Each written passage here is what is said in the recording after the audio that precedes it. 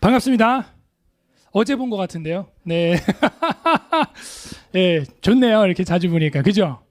예. 어떻게 하나님 말씀이 하나하나 들어오니까 안 보였던 게 보이고 안 들리던 게 들리던가요?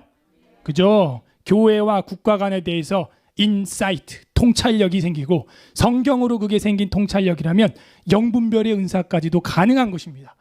이 밤에는 전염병과 예배에 관해서 하나님의 말씀을 전할 건데요.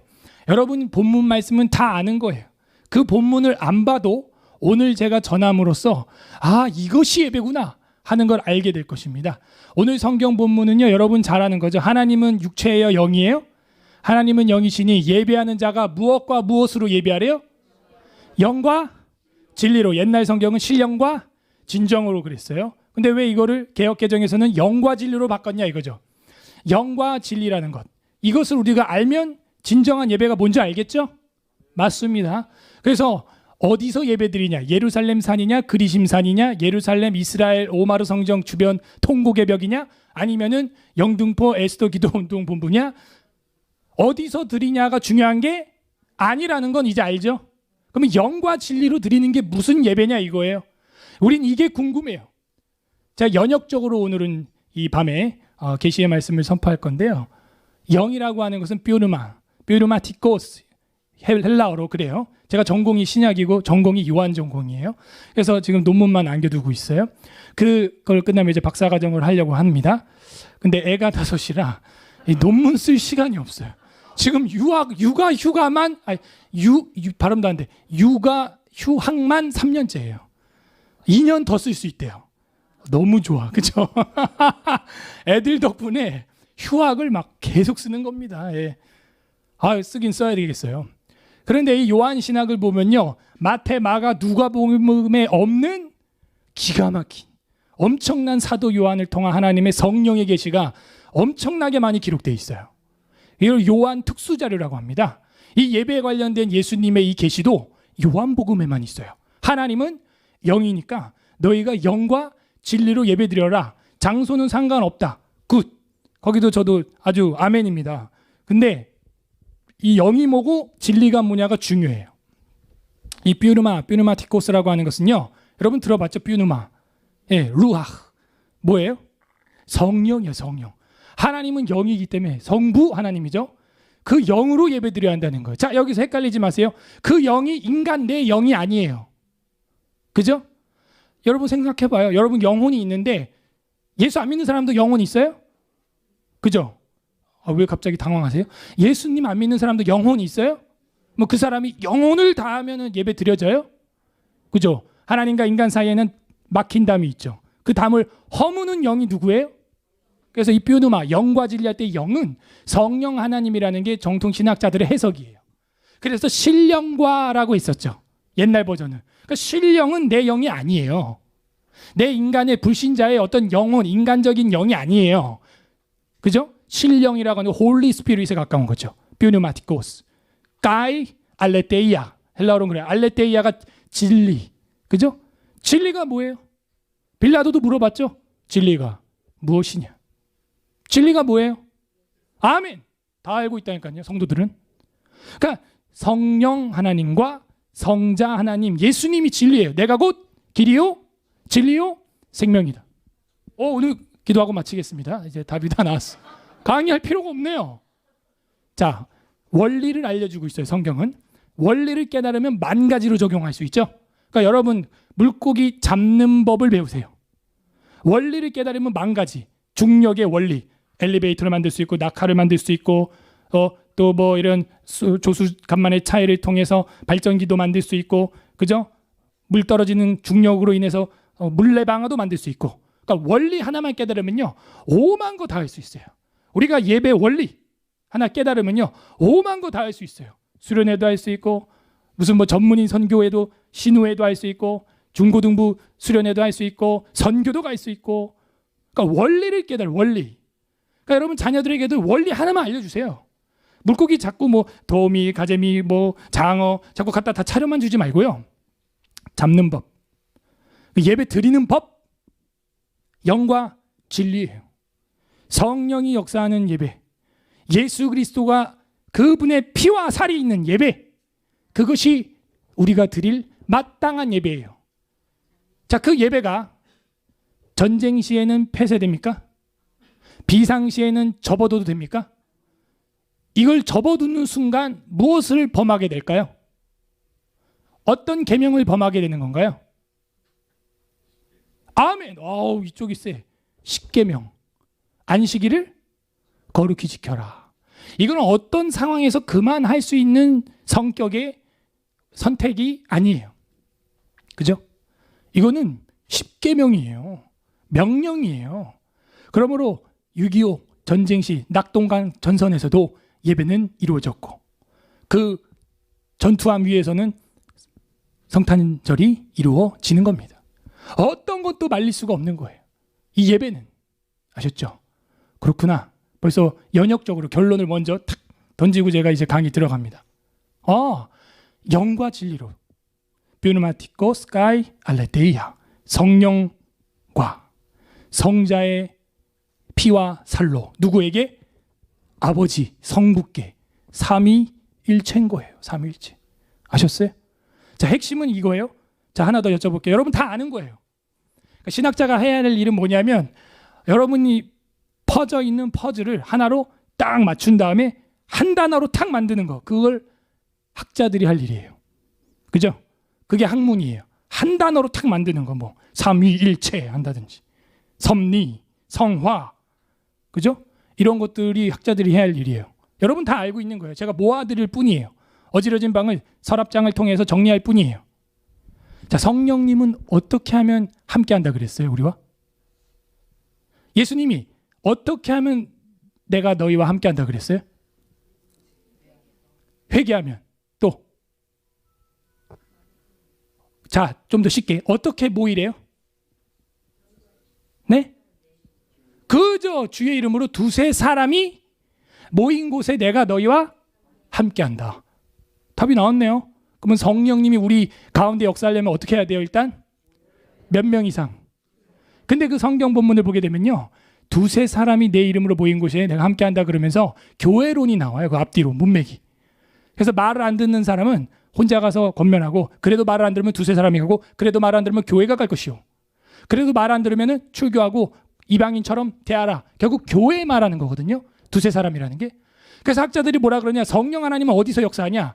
두 사람 사이에서 역사한다는 거예요. 따라하세요. 두 사람 사이에서 성령님은 역사한다. 그래서 제자를 파송해도 몇 명? 그렇지요. 그거는 제가 무슨 뭐 이론을 만든 게 아니고요, 성경 계시가 그래요. 예수님의 명령이 그래요. 이걸 누가 뭐 어떻게 시비 걸 수 있겠어요? 그러니까 영과 진리로 드리는 예배인데, 영은 성령이고 성령은 어디서 역사한다? 두세 사람이 모였을 때. 학자들이 이렇게 표현해요. 성령은 두 사람 사이의 영이다. 아셨죠? 구약에도 나오잖아요. 혼자 누우면 어찌 따뜻하리요. 둘이 있으면 따뜻하겠지만 삼겹줄은 쉽게 끊어지지 아니하느니라. 뭐 구약 신약이 따로 놀지 않습니다. 그럼 예수님이 또 함께하는 영과 진리, 알레테이아, 진리되는 주님, 내가 곧 길이요 진리요. 그 진리가 뭐예요? 결국에는 예수님의 살과 피예요. 그럼 두세 사람이 모여서 뭐 하면 돼요? 회개. 또 성찬. 이쪽이 좀 세네요 오늘. 예. 성찬. 그래서 예수님 명령이 뭐예요? 내가 올 때까지 나를 기념하는데 뭘로 기념해요? 성찬으로. 뭐 이렇게 십자가 성호 긋고가 아니라 뭘로 기념하래요? 예, 이 떡과 이 잔을 내가 다시 올 때까지 기념하라. 주님 왔어요? 안 왔죠? 기념해야죠. 끝났어요. 이게 예배예요. 이게 예배예요. 영과 진리로. 그런데 이거를 잘못 사용하는 사람들이 있기 때문에 예루살렘 총회가 열렸고, 사도행전 15장에 예루살렘 총회가 열렸죠. 거기서 어떻게 해요? 사도들을 세우고 파송하고 교정하고 교육합니다. 그게 우리 한국으로 치면 여러분 총회예요. 총회. 목회자를 전문적으로 최소한 저희 교단에서는 6년 동안 훈련을 받아야 목사가 돼요. 최소한.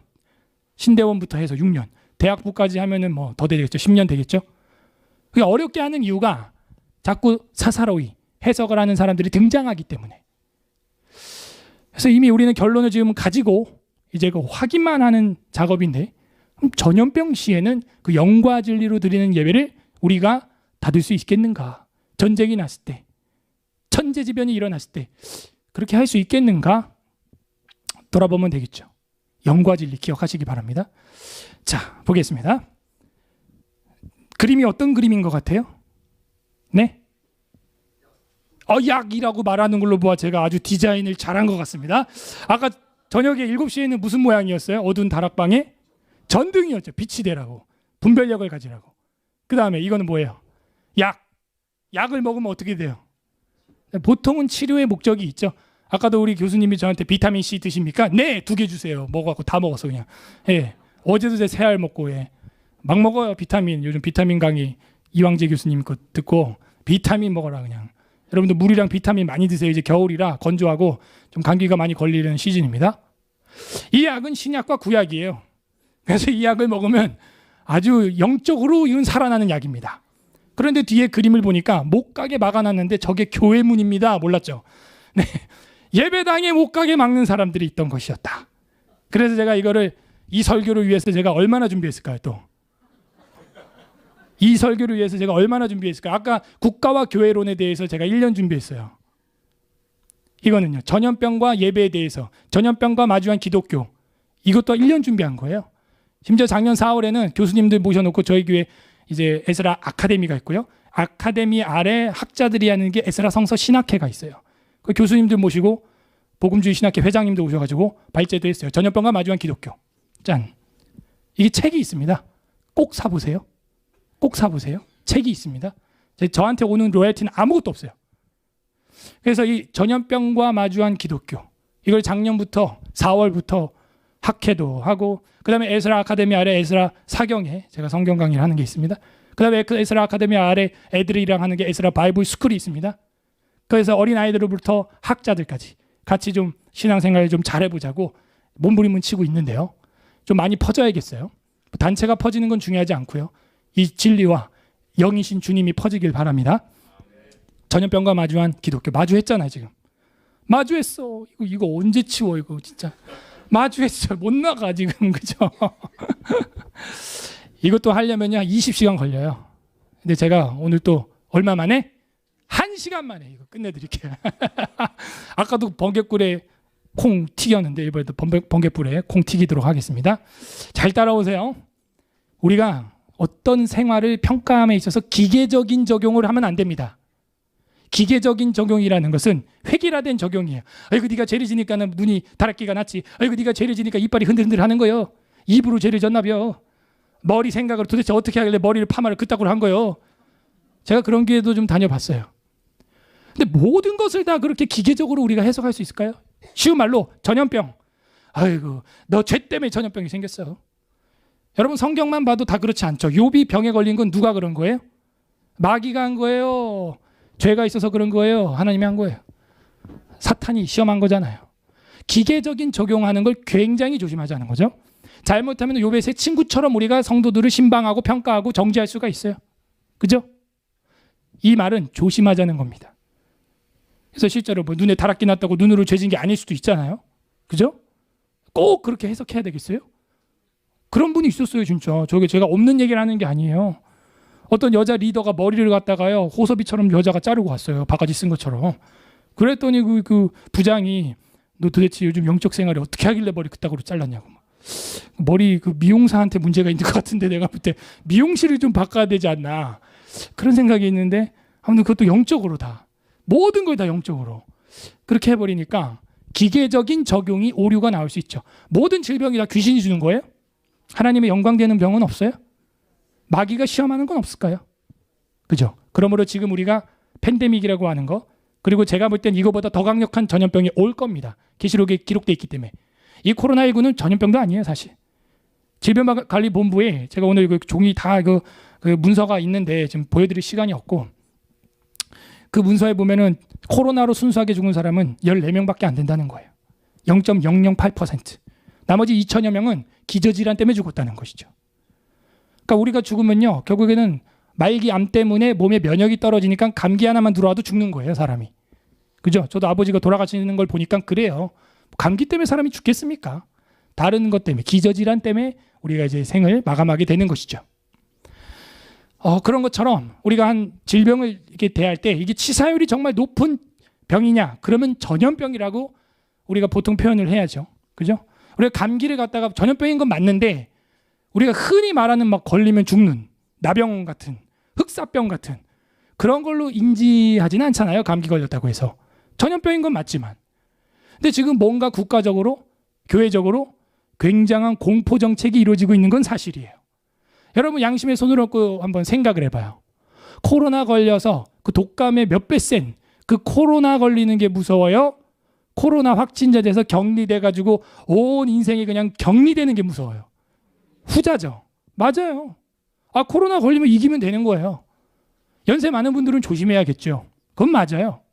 그런데 오히려 사회적으로 고립시키는 전체주의적인 이게 더 무서운 거예요. 자, 이런 공포 정책을 누가 하냐? 우리 아까 전에 우리 교회와 국가도 이제 공부를 했지만 이런 공포 정책이 가장 유치한 기본적인 독재 정권의 폭군입니다. 그게 인간들 다스리기 제일 좋거든요. 그러니까 막 꼼짝도 못하게 하는 거예요. 못 나가게. 자, 어쨌든 우리는 전염병이라고 하는 것은 좀 그런 차원의 좀 강력한 걸 말하는 거죠. 유럽에 일어났던 흑사병 같이 3분의 1이 죽어나가는 것. 근데 지금 어쨌든 전염병은 전염병이니까 제가 이거를 좀 발표를 하도록 하겠습니다. 자, 두 가지입니다. 오늘은 성경 구약과 신약을 다 볼 거예요. 전염병이 나온 거를. 그러면 정리가 되겠죠? 그게 논문 쓰는 기술이에요. 그래서 구약에 나오는 전염병, 신약에 나오는 전염병을 제가 서머리를 오늘 쫙 해드리고 종교개혁자들과 예수님이 어떻게 하는지 보여드리고 끝낼 겁니다. 그런데 오늘은 시간이 없어서 성경신학적으로 제가 접근을 할 거고 그 다음에 혹 다음에 시간이 있다면 예배에 관해서 역사적으로 또 접근을 해야 돼요. 전염병과 예배에 대해서. 종교개혁자들이 한두 명이 아니거든요. 오늘은 루터 한 명밖에 못 봐요. 시간이 없어서. 근데 뭐 칼빈, 파레, 쯔빙글리, 블링거, 뭐 베자 이런 종교개혁자들이 있어요. 그거 보면요 눈물이 그냥 안 흐를 수가 없어요. 그 흑사병 시대, 천연두 시대에 얼마나 치열하게 살았는지, 예배를 어떻게 드렸는지 다 있거든요. 아까 제가 말한 그 책에도. 그 제가 이거 연구해서 다 정리한 거예요. 자, 구약이랑 신약을 먼저 보도록 하겠습니다. 구약 성경에는요 전염병이 나오는데 뭐와 관련됐냐? 이 전염병이요 예배와 관련돼 있어요. 그러니까 전염병이 돌면 예배 문을 닫아라가 아니라 너네 예배 안 드리니까 전염병이 온 거야. 예배 제대로 안 드리니까 전염병이 온 거야. 오히려 이렇게 표현하고 있어요. 출애굽기 5장 3절 읽어보세요. 그들이 이르되 히브리인의 하나님이 우리에게 나타나셨은즉 우리가 광야로 사흘 결정 가서 우리 하나님 여호와께 제사를 드리려 하오니 가도록 허락하소서. 여호와께 전염병이나 칼로 우리를 치실까 두려워하나이다. 허허. 사흘거리 길쯤 어디 가서 뭐하게 해달래요? 제사가 신약으로 뭐예요? 예배죠. 근데 그렇게 안 해주면 여호와께서 어떻게 한대요? 전염병이나 칼로 우리를 쳐버린대요. 자, 한국교회의 전염병이 만약에 돌았다면 예배가 제대로 안 드려지고 있기 때문입니다. 하나님이 치시기 때문일 수 있어요. 다 그런 건 아니지만 저희가 기계적인 해석은 하지 말자 그랬죠. 일단 하나 우리가 해석할 수 있는 무기를 가졌어요. 예배를 제대로 안 드리면 전염병이 오히려 올 수 있구나. 그죠? 그럼 저는 문제 삼는 게 이거예요. 한국교회 뭐가 없어졌냐? 두세 사람이 모이는 것까진 좋아요. 성령님이 역사하는 것까진 좋아요. 근데 뭐가 없냐? 영과 진리. 뭐가 없냐? 예수님의 살과 피가 없어요. 살과 피가 없어요. 주님 올 때까지 기념하라는 살과 피를 기념 안 해요. 안 해요. 저는 그게 문제라고 봐요. 성례전. 우리 장로교 교회 3대 표지라는 게 있어요. 이거 시험에 반드시 나옵니다. 말씀, 성례, 권징. 이 세 개가 교회 트라이포트예요. 말씀대로 성례하고 안 하면 권징한다 이겁니다. 근데 지금 성례가 없어요. 성찬을 안 해요. 1년에 한두 번밖에. 칼빈은 매주 하자 그랬어요. 로만 카톨릭도 매주 합니다. 심지어. 너무 충격적이에요. 걔네는 장갑도 안 끼고 소독도 안 하고 그냥 쪼개가지고 막 입에 막 넣어주고 막 이랬다니까요. 올해도. 우리는 총회부터 안 해요. 노회부터 안 해요. 예수님의 살과 피가 없어요. 기념 안 해요. 그렇군요. 예배에 문제가 있을 때 오히려. 그 다음 두 번째는 불순종했을 때. 출애굽기 15장 26절 읽어봅니다. 이르시되 너희가 너희 하나님 나 여호와의 말을 들어 순종하고 내가 보기에 의를 행하며 내 계명에 귀를 기울이며 내 모든 규례를 지키며 내가 일곱 사람에게 내린 모든 질병 중 하나도 너희에게 내리지 아니하리니 나는 너희를 치료하는 여호와임이라. 순종을 하면은 너희에게 질병 중 하나도 내리지 않을 거다. 나는 뭐니까 여호와 라파니까 치료하는 하나님이니까. 불순종하면은 주님이 질병으로 치신다. 그런 일이 민수기 신명기에 많죠. 까불다가 그죠? 전염병이 돌아가지고 막 죽어 나가니까 아론이 그 기도향 향 화덕을 들고 가서 멈추게 하는 그런 장면들이 있단 말이에요. 불순종했을 때 오히려 하나님이 전염병을 보내는 거예요. 그럼 반대로 우리는 순종에 힘써야겠죠. 레위기 26장 25절에도 내 칼을 너희에게 가져다가 언약을 어긴 원수를 갚을 것이다. 너희가 언약을 어기면, 약속을 어기면, 계명을 어기면, 그죠? 계명 중에 계명, 새 계명, 새 언약이 뭐예요? 새 언약을 내가 너희에게 주노니 이 새 언약은 뭐예요? 내 피라. 내 피라. 예수님의 피가 새 언약이에요. 안 마셔. 기념 안 해요. 기념 안 해요. 큰일이에요. 언약의 피, 새 언약은 피예요. 피의 언약이에요. 근데 너희가 내가 칼을 너희에게로 가져다가 언약을 어긴 원수를 내가 갚아버릴 것이다. 무서운 얘기죠. 불순종했을 때 하나님이 심판하십니다. 민수기 14장 12절에 읽어볼까요? 내가 전염병으로 그들을 쳐서 멸하고 내게 그들보다 크고 강한 나라를 이루게 하리라. 오히려 하나님이 더 모이고 강력한 제사장 나라를 이루기 위해서 말 안 듣는 너희를 전염병으로 쳐버리겠다. 징계의 속성이 지금 계속 나오네요. 기계적으로는 해석하지 맙시다만은 대체로는 뭔 것 같아요? 그죠? 5 중 5은 지금 다 징계네요. 일단 거기까지는 좋아요. 그 다음 불순종했을 때 하나님이 전염병을 주시고 대물관계에 문제가 있을 때 하나님이 또 전염병을 보냅니다. 대물관계가 뭐냐면 하나님과의 물질관계. 자, 우린 관계가 3가지예요. 대물관계, 그죠? 그 다음에 대인관계, 그 다음 대신관계 이렇게 있어요. 어떤 게 1순위예요? 하나님과의 대신관계, 그 다음 대인관계, 그 다음 대물관계 그렇게 돼 있어요. 인간관계가 그래요. 적용을 해볼까요? 가족 간에 돈 문제가 있어요. 가족을 선택해요? 돈을 선택해요? 근데 우린 돈을 선택하죠. 그게 잘못된 거예요 벌써. 자, 이삭과 아브라함이 양떼를 많이 치다 보니까 토지로 말미암아 분쟁이 생겼어요. 아브라함이 땅을 선택해요? 이삭을 선택해요? 아니 룻을 선택해요? 룻을 선택하죠. 아브라함이. 그래서 룻 너가 가고 싶은 대로 가라. 롯이랑 화평이에요. 롯을 선택하는 거예요. 그 다음에 대인관계. 아브라함이랑 이삭이 문제가 생기죠. 아브라함과 이삭 이걸 죽여 살려 하는 문제와 하나님께 예배를 드려 말어 하는 문제가 생겼어요. 대신관계, 대인관계 어떤 걸 선택해야 돼요? 대신관계. 아들을 버리는 거예요. 예배로 드리는 거예요. 제사로 드리는 거예요. 그게 우리 기독교인의 우선순위예요. 그래서 이 물질을 하나님께 어떻게 드릴 것이냐. 출애굽기 30장 12절 읽어볼까요? 내가 이스라엘 자손의 수요를 조사할 때 조사받은 각 사람은 그들을 계수할 때에 자기의 생명의 속전을 여호와께 드릴지니 이는 그것을 계수할 때에 그들 중에 질병이 없게 하려 함이라. 갑자기 웬 질병? 하나님께 드려야 될 것을 안 드리면 질병이 생긴다는 거예요. 말라기에도 보게 되면 하나님의 헌물을 너희가 도둑질하였도다. 곧 11조와 헌물이다. 하나님의 것을 도둑질하였도다. 그런 말이 나와요. 일단 성경에. 무슨 목사님이 돈을 강조하고 싶어서 하는 얘기가 아니고요. 그냥 계시의 말씀에 나온다는 거예요.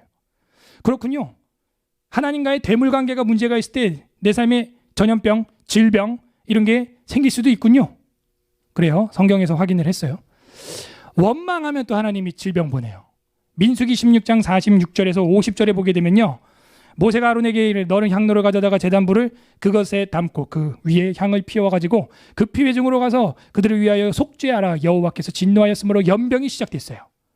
진노하였으므로 하나님을 원망하고 덤비고 그러다가 이런 일이 터진 거예요. 그래서 죽은 사람이 14,700명이나 된다. 그래서 가가지고 회개하고 속죄하니까 연병이 그침에 아론이 회막문 모세에게로 돌아갑니다. 원망하면 안 돼요. 광야 훈련이 힘들지만, 교회가 힘들지만, 기도 훈련이 힘들지만 원망하면 안 돼요. 그리고 우상 숭배하니까 또 전염병을 보냈어요. 민수기 25장 8, 9절 읽어볼까요? 그 이스라엘 남자를 따라 그의 막사에 들어가 이스라엘 남자와 그 여인의 배를 꿰뚫어서 2 사람을 죽이니 연병이 이스라엘 자손에게서 그쳤더라. 그 연병으로 죽은 자가 24,000명이었더라. 네. 아까도 막 10,000몇 명, 여기도 24,000명. 이거는 우상 숭배했죠. 그 미디안 족속들과 함께 음행을 저지르면서 시딤모아 바알볼에게 부속됨으로 말미암아 하나님께서 연병을 보냈던데 그 음탕한 남자와 여자 이 시므리와 고수비라고 하는 남녀인데 그 비느하스가 의분으로 말미암아 창으로 한 방에 찔러 죽입니다. 무섭죠, 목사님? 여러분 담임 목사님이 그 정도 되면 어떻게 할래? 교회 안 나가겠어요? 죽여 막 창으로 한 방에 닭꼬치 막. 옛날에 바울은요 권징할 때 어떻게 한 줄 알아요? 그 알렉산더와 후메네오가 걔네들이 아주 틀려 먹어서 내가 사탄에게 내어 쫓았다 이렇게 돼 있어요 신약 성경에. 여러분 담임 목사님이 김집사 일로 와봐. 요즘 뭐 불만 있어? 왜 헌금도 안 하고 헌물도 빼돌리고 예배도 안 나와? 성부와 성자와 성령의 이름으로 널 사탄에게 내어 쫓노라 이래봐. 당장 시험 들지 여러분, 그죠? 시험 드는 거예요 그냥. 아니 여러분 담임 목사님이 바울이었으면 좋겠어요 진짜?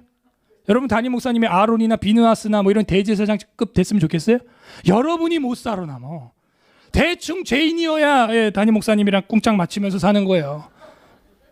대충 죄인이니까 담임 목사님도. 아유 다행인 줄 아세요. 창으로 그냥 성도 남전도회 여전도 회장 찔러 죽겠다니까 그냥. 시물이 고수비 꽂았잖아. 고수비 그냥 끊었어요. 시물이 심었어 창을 그냥 거기다 배에다가 끝났어요. 연병이 그쳤는데 죽은 자가 24,000명. 그래서 인구조사 2차 인구조사하니까 시므온 지파가 거의 절반 이하로 줄어들어 있습니다. 엄청 많이 죽은 거예요. 우상 숭배하니까 또 전염병이 오네요. 부정하고 불경건하면 dirty, unclean, 타메라고 하는 히브리어인데 더러우면 귀신은 뭐예요? 더러운 귀신이죠. 그러니까 아무래도 이 부정하고 더럽고 이런 것들은 아마 마귀가 역사하는 것 같아요. 그래서 불경건하고 부정하고 이 어둠의 영들과 어울리는 거. 그럴 때 하나님이 또 심판하십니다. 사무엘상 6장 3절에서 4절에 보게 되면요. 이스라엘 신의 궤를 보내려거든. 그 언약궤입니다. 전쟁해 갖고 언약궤 뺏겼네요. 그래서 거저 보내지 말고 속건제를 드려야 할지니 그리하면 병도 낫고 그 손을 너희에게서 옮기지 아니한 이유도 알리라. 그래서 지금 블레셋 사람들이 이 하나님의 법궤를 막 옮기는데 계속 사람들이 전염병이 걸리고 독종이 몸에 막 나고 해서 금독종으로 이렇게 재물을 갖다 바치고 아마도 이게 패스트가 아니겠냐 흑사병처럼.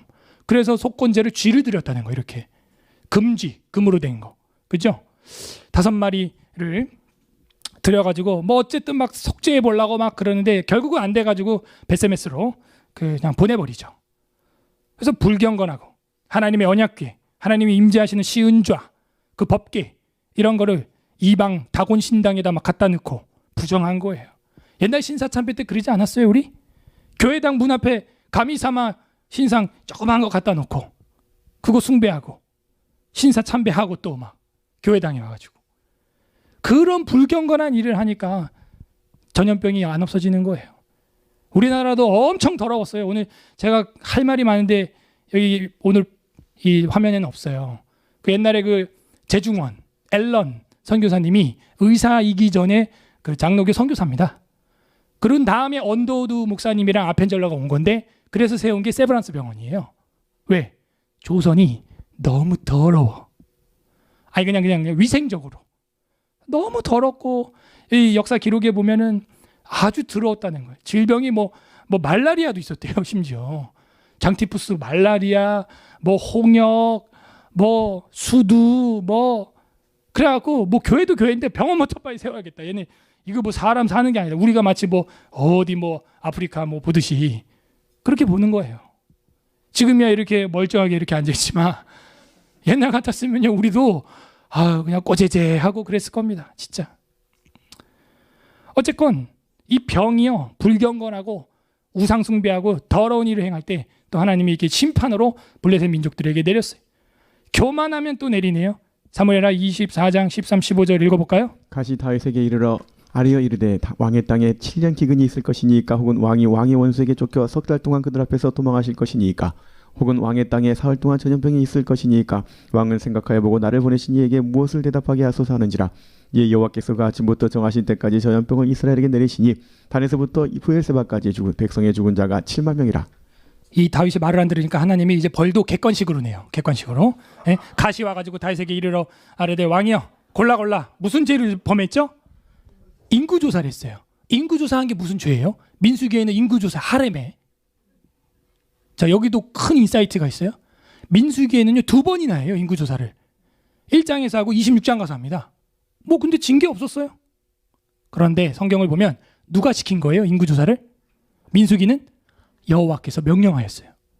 그래서 훈련 받기 전, 광야 훈련 전에 인구조사하고 훈련 끝나고 인구조사한 거예요. 여러분도 무슨 뭐 기도학교 시즌이 있거나 이렇게 철야 기도회가 있거나 인구조사를 하죠. 등록자가 몇 명이다. 수료자는 근데 몇 명이다. 자, 등록자가 많아요? 수료자가 많아요? 그죠? 여러분도 똑같네. 이 민수기도 보면요. 훈련에 가담한 사람들은 처음에 많았어요. 60만 3,550명이었는데 26장 가서 보니까요. 60만 1,730명이에요. 인구는 원래 늘어야 돼요? 줄어야 돼요? 결혼하면 늘어야 되는데 줄었어. 얼마나 많이 죽었든지. 아까 막 닭꼬치 막 이렇게 죽고 또 막 땅에 갈라 막 죽어 그냥. 그러니까 여러분도 훈련은 쉽다 어렵다? 어렵다. 그래서 수료자는 적다 많다? 적다. 성경이 그대로 보여줘. 근데 여기 이 다윗은 뭐냐면 인구조사를 했는데 왜 했냐? 하나님이 명령 안 했어. 내 유다 지파 병사가 몇 명인지 교만하고 싶었던 거예요. 목사님들도 그런 거 있죠. 우리 교회 성도들이 몇 명인데 자기가 한 건 줄 알고. 아이 참 정신 나가서 그죠? 자기가 한 줄 알았다 이걸. 우리 교회 성도 몇 명인데. 다윗도 그거예요. 그러니까 가시라고 하는 선지자가 와가지고 왕이시여 객관식입니다. 7년 기근이 있으면 좋겠습니까? 아니면 원수한테 쫓겨서 3달 도망 다닐래요? 아니면은 사흘 동안 3일 동안 전염병 줄까요? 뭐가 제일 짧아요? 사흘 제일 짧죠. 7년. 와 7년 동안 기근. 그러면은 요셉 시대에 어떤 일이 있었어요? 다 죽어요 그냥. 요셉 같은 사람 없으면 다 죽는 거예요. 7년 기근에. 그죠? 안 돼 이거 안 돼. 그 다음에 석 달. 도망자의 인생이었죠. 다윗은 맨날 도망 다녔어요. 사울의 창에, 압살롬의 창에, 세바의 창에, 이제 시므이의 반란에 싫어 도망 다니는 거 지겨워. 사흘 만에 끝냈으면 좋겠다 했는데 제일 많이 죽었어. 7만 명. 전염병 때문에. 교만하면 하나님이 또 치시네요. 불신하면 안 됩니다. 믿음이 없는 것, 믿음이 없이는 하나님을 기쁘시게 할 수 없습니다. 이사야 38장 1절 읽어볼까요? 그때 히스기야가 병들어 죽게 되니 아모스의 아들 선지자 이사야가 나아가 그에게 이르되 여호와께서 이같이 말씀하시기를 너는 내 집에 이혼하라 내가 죽고 살지 못하리라 하셨나이다. 그죠? 믿음이 없는 거예요 히스기야가. 그래갖고 유언하고 죽어라. 이게 어떤 배경이냐면 히스기야가 하나님 의지하지 않고 블레셋이나 바벨론이나 아수르나 이런 이방 나라를 의지했던 거예요.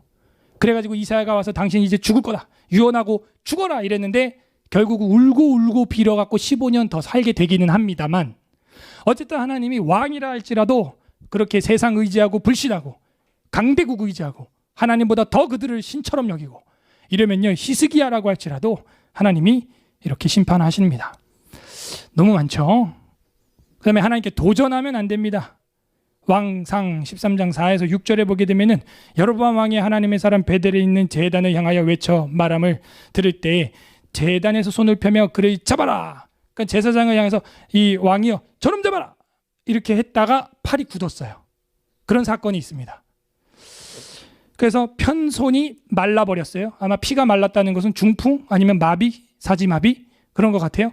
다시 거두지 못했어요. 팔이 안 거두지는 거예요. 그래서 하나님의 사람이 여호와의 말씀으로 보인 징조대로 제단이 갈라졌어요. 그리고 제단이 꽝 쪼개진 거예요. 제단에서 쏟아진지라 제가 왕이 하나님의 사람에게 말하여 이르되 청하건대 너는 나를 위하여 내 하나님 여호와께 은혜를 간구하여 내 손이 다시 성하게 치료되게 기도하라. 하나님의 사람이 누군지 모르겠어요. 선지자겠죠. 하나님의 사람이 여호와께 은혜를 구하니 왕의 손이 다시 성하도록 전과 같이 되니라. 그냥 바로 병 걸렸다 바로 치료받았네요. 여러분 바로 회개해야 돼요. 바로 회개. 아버지 하고 바로 기도해야 돼요. 그냥 그거 붙들고 있으면요 그 병 만성질환돼요. 그래서 이 여로보암 왕도 죽다 살았어요. 진짜 도전하면 안 돼요 하나님에게. 자 그러면 이제 전염병에 대해서 보겠습니다. 구약 성경에서 말하는 전염병, 하나님은요 원래 본심이 뭐예요? 여호와 라파, 치료하고 싶었던 거예요. 그런데 지금 구약을 싹 살펴보니까 뭐예요? 말을 안 들어요. 모이질 않아요. 예배하러 안 가요. 그러니까는 애굽에 장자까지 쳐버리는 거예요. 주님이 원했던 건 딱 하나, 사흘거리 나가서 시내 산에서 예배하게 하라. 다른 거 요구한 거 없어요. 그런데 바로왕이 뭐라 그런 줄 알아요? 어린아이만 두고 가서 예배하라. 예배하라. 바로왕 입에서 나온 말이에요. 예배하라. 예배하지 말라고 한 적 없어요. 예배하라. 그런데 어떻게? 짐승은 두고 가라. 어린애들은 두고 가라. 자, 여기서 여러분 중요한 성경 교리가 있어요. 예배는 예배인데 누가 명령한 말씀 안에서 예배해야 돼요? 하나님. 아무리 여러분이 날고 뛰고 예배를 해도요, 이게 하나님이 원하는 예배냐, 하나님이 한정 지어놓은 예배냐. 여러분, 예배는 한정돼 있어요. 어디에? 성경에. 성경에 한정돼 있습니다. 예배는. 그 밖의 걸로 하면 어떻게 돼요? 죽어요. 레위기 10장에 보게 되면 아론의 장자차자 나답과 아비후가 나오는데 불을 태워서 번제를 드리는 거죠. 그런데 얘네들이 독주와 포도주를 마시고 해롱해롱 해가지고 다른 불로 제사를 드리다가 불에 타 죽었어요. 자기들이 제물이 돼버렸어요. 똑같은 불인데, 똑같은 예배인데 누가 봐도 그냥 겉모양은 똑같죠. 뭐가 문제죠? 누구 명령에 의하여 어떤 방식으로 불을 냈냐, 어떤 향을 사용했냐. 하나님이 명령한 방식의 예배냐, 사람이 창조해낸, 사람이 창의력으로 만들어낸 예배냐. 바로왕도 가래요. 예배하러 가라는데, 예배하라는데. 그렇게 오늘날은 뭐래요? 여러분이 분별해봐요. 달콤한 마음의 유혹이 있죠. 이걸 이렇게 예배하래, 저렇게 예배하래. 예배하래요. 예배래요. 그것도 성경에는 없는 거예요. 영과 진리로 나 혼자 모니터 보고 될 수가 없죠. 없죠. 하나님은 여러분을 치료하기를 원하십니다. 여러분 육체도, 여러분 영혼도 치료하시기를 원하십니다. 그 아버지의 마음을 모르겠어요? 제일 처음 우리가 읽었던 게 그거잖아요. 나는 너희를 치료하는 여호와입니다. 여호와 라파. 라파라고 하는 히브리어는 의사라는 말이에요. 의사. 진짜 의사로 이 땅에 오신 분은 예수님. 예수님 뭐라 그래요? 예, 내가 그 환자들에게는 의사가 필요한 거 아니냐. 건강한 사람에게는 의사가 필요 없다. 내가 죄인을 부르러 왔노라.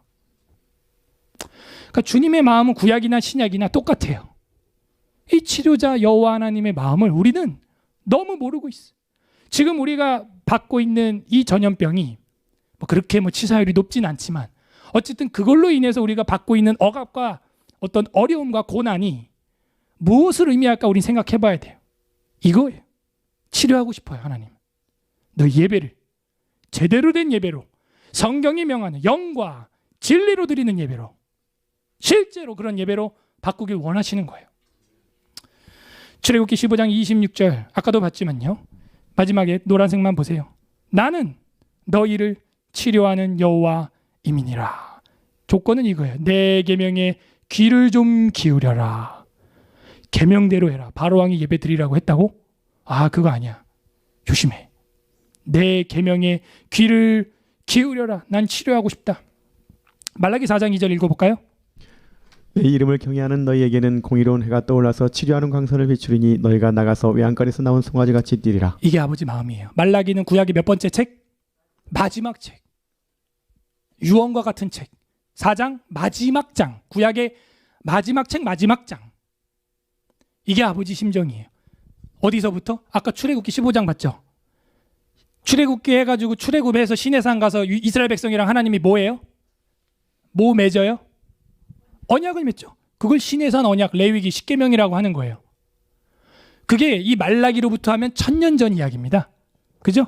말라기는 그 시내산 언약 이후로 1000년 뒤 선지자예요. 근데 아까 여기 15장에서도 출애굽기 시내산에서도 치료하는 여호와. 그죠? 1000년 뒤에도 나는 너희를 치료하고 싶다. 근데 인간들은 계명에 귀를 안 기울여요. 요리를 맛있게 하고 싶으면 레시피대로 해야죠. 신앙생활을 정말 맛나게 소금 맛나게 하고 싶으면요, 레시피대로 하세요. 성경대로 예배하세요. 자꾸 창의적인 걸 창조하지 말고요. 자, 구약에 왜 이런 하나님의 징벌적인 전염병이 나와 있느냐? 이스라엘 공동체의 본보기로 보여주고 싶은 거예요. 그리고 오고 오는 세대 성경에 기록해서 누구 보라고? 저랑 여러분 보라고 성경에 기록해서 이렇게 예배 드려야 한다. 저렇게 예배 드리면 안 된다. 불이라도 같은 불이 아니다. 이게 어쨌든 구약에서는 공동체 사상의 본보기로서 이런 징계적인 모습이 나왔어요.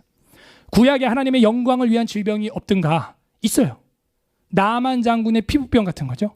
고쳤더니 하나님은 예배하는 일에 이제 온몸을 다합니다. 결국에는 나만 장군이 아람으로 가가지고 예배하고 싶어가지고 자기가 이제 직위가 국방부 장관이니까 아람 왕한테 갈 수밖에 없는데 아람 땅에 가서 예배하고 싶어서 어떻게 한대요? 이스라엘 흙을 한 부대 퍼가고 싶다는 거예요. 그래서 그 흙을 이 바닥에 쫙 깔아놓고 그 흙 위에 올라가서 경배하면서 여호와 하나님을 섬기고 싶다는 거예요. 여러분, 은혜 받으니까 이 예배가 정말 하나님께로만 딱 집중이 되는 거예요. 비록 아람의 장군이었지만 그 나라의 신을 버렸어요. 림몬의 신을 섬기는 자기 왕이 있지만 자기는 거기 고개가 숙여지는 것도 싫다는 거예요. 성경에 보면. 은혜 받은 자의 반론은 예배예요. 병치료 받은 사람의 목적은 뭐예요? 예배예요. 예배. 예배하라는 거예요. 결국에는 나만 장군이 영광을 돌리는 병인 것처럼 또 보이지만 그 사적인 인생은 우리가 몰라요. 왜 그 병이 걸렸는지. 피부병이 걸렸거든요. 나만 장군이. 그건 또 모르는 거예요. 자기의 죄 때문에 또 그런 병이 걸렸는지. 근데 구약에 대체로 여러 구절 우리가 봤는데 전염병이 대체로 왜 생기는 것 같아요? 인간의 죄 때문에. 가시와 엉겅퀴가 나고, 그죠? 죽음이 생기고, 동물들이 싸나워지고, 인간도 사나워지고, 죄 때문에.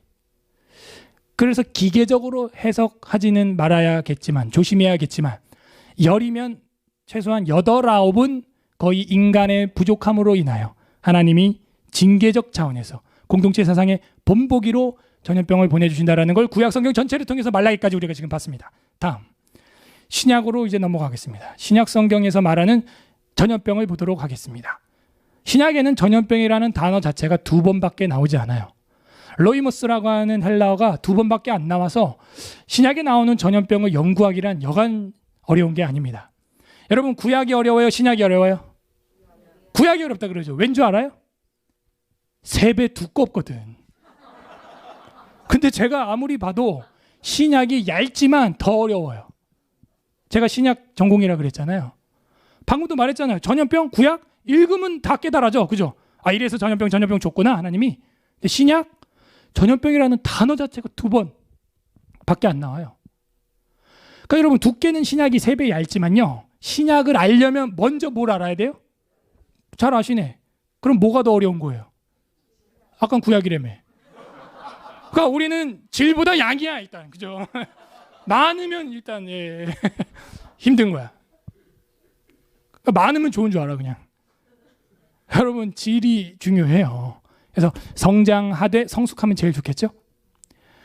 그래서 이 신약이 더 어려워요. 근데 우리는 지금 구약을 대충 봤기 때문에 신약은 이 전염병이라는 단어가 안 나와도 조명을 해볼 수가 있어요. 그 그림자를 공부했기 때문에 실체를 조명해 볼 수가 있다는 겁니다. 이해돼요? 자, 누가복음 21장 11절 딱 2절 나오는데 그 중에 한 절이니까 읽어봐야겠죠? 곳곳에 큰 지진과 기근과 전염병이 있겠고 또 무서운 일과 하늘로부터 큰 징조들이 있으리라. 그죠? 징조들이 있으리라. 전염병이 있겠고, 이게 말세의 징조입니다. 그 제가 아까 말했죠. 코로나19는 이건 게임도 안 된다고. 진짜 사람이 대한민국 국민 2분의 1이 죽어나가는 그런 전염병이 일어날 수도 있어요. 유럽에 돌았던 흑사병일 수도 있어요. 그래서 이 전염병은 뭐예요? 종말의 어떤 징조가 될 수도 있다는 것입니다. 지진과 기근과 전염병이 있겠고 큰 징조들이 있으리라. 징조예요. 징조, 사인. 우리는 그 사인을 기다려야 되고 우리 자손들한테 이걸 가르쳐야 돼요. 그래서 지금 시험 삼아 코로나19로 한번 탁 잽을 사탄이 잽 하고 날려본 거예요. 이게 뭐 절반이 죽는 질병은 아니었잖아요. 코로나19로 사탄이 잽 한번 날려본 거예요. 종말적으로 말세지 말로 가면 이젠 잽이 아니라뇨. 여러분, 가족 중에 절반이 죽어나가요. 예? 칼빈은 어머님이 그 질병으로 죽었고요. 애들도 그걸로 다 죽었어요. 파렐의 조카도 그걸로 죽어버렸어요. 흑사병으로. 실제로 목사님들 친가족들이 다 죽어나가는 거예요. 우리 주변은 아직까지는 그렇게 치명적이진 않잖아요. 근데 성경을 믿는다면 준비해야 돼요. 근데 제가 안타까운 건 지금 잽 코로나19 한 방 맞고도 치사율 0.0008% 주먹 한 방 맞고도 한국 교회가 넉다운이 돼버리는 거예요. 그냥 한 방에. 아니 무슨 정부가 와가지고 교회 문 닫으세요 하지도 않았어요. 그런데 작년 4월 3월에 저기 우리 교단의 무슨 교회에서 자진 폐쇄하는 거예요. 교회당. 이거는 꼰트로 치면 어떻게 된 줄 알아요? 마귀가 이제 0.008% 사망률로 잽 한번 날려볼까? 잽도 안 날렸어. 작년 4월에 3월에 날려볼까 이러고 있는데 교회라고 하는 선수가 와가지고 주먹을 딱 쥐더니 지 얼굴을 팍 하고 넘어지는 거야. 아 이런 게임이 어디 있어 세상에. 아 지 얼굴에 지가 패고 자빠지는 거야 이게. 아이고 아프다 이러면서. 내 어이가 없어갖고 진짜 야 한국 교회 진짜 영적 수준 이 정도구나. 축구로 치면 자살골 힘차게 빵 넣는데 지네 팀 골대야 그냥. 이런 게임을 하고 있어요 이게. 여러분도 웃겨요? 지금 마귀도 배꼽 잡고 웃고 있어 저기서 지금. 대한민국 교회 봐라. 주먹으로 지 얼굴 지가 패고 자빠진다. 저거 봐라. 자진 폐쇄 이웃을 사랑함으로 교회가 죄송합니다. 이게 뭡니까? 그 마귀의 조소가 제 귀에 들리는 것 같아. 화가 나 죽겠어 진짜. 아니 싸워보지도 못하고 이게 뭐예요. 프로테스탄트라며요. 이거 어떻게 견딜 거예요? 누가복음 21장 11절 저거 오면 교회 누가 예배드리고 남아있겠습니까? 끝났어요.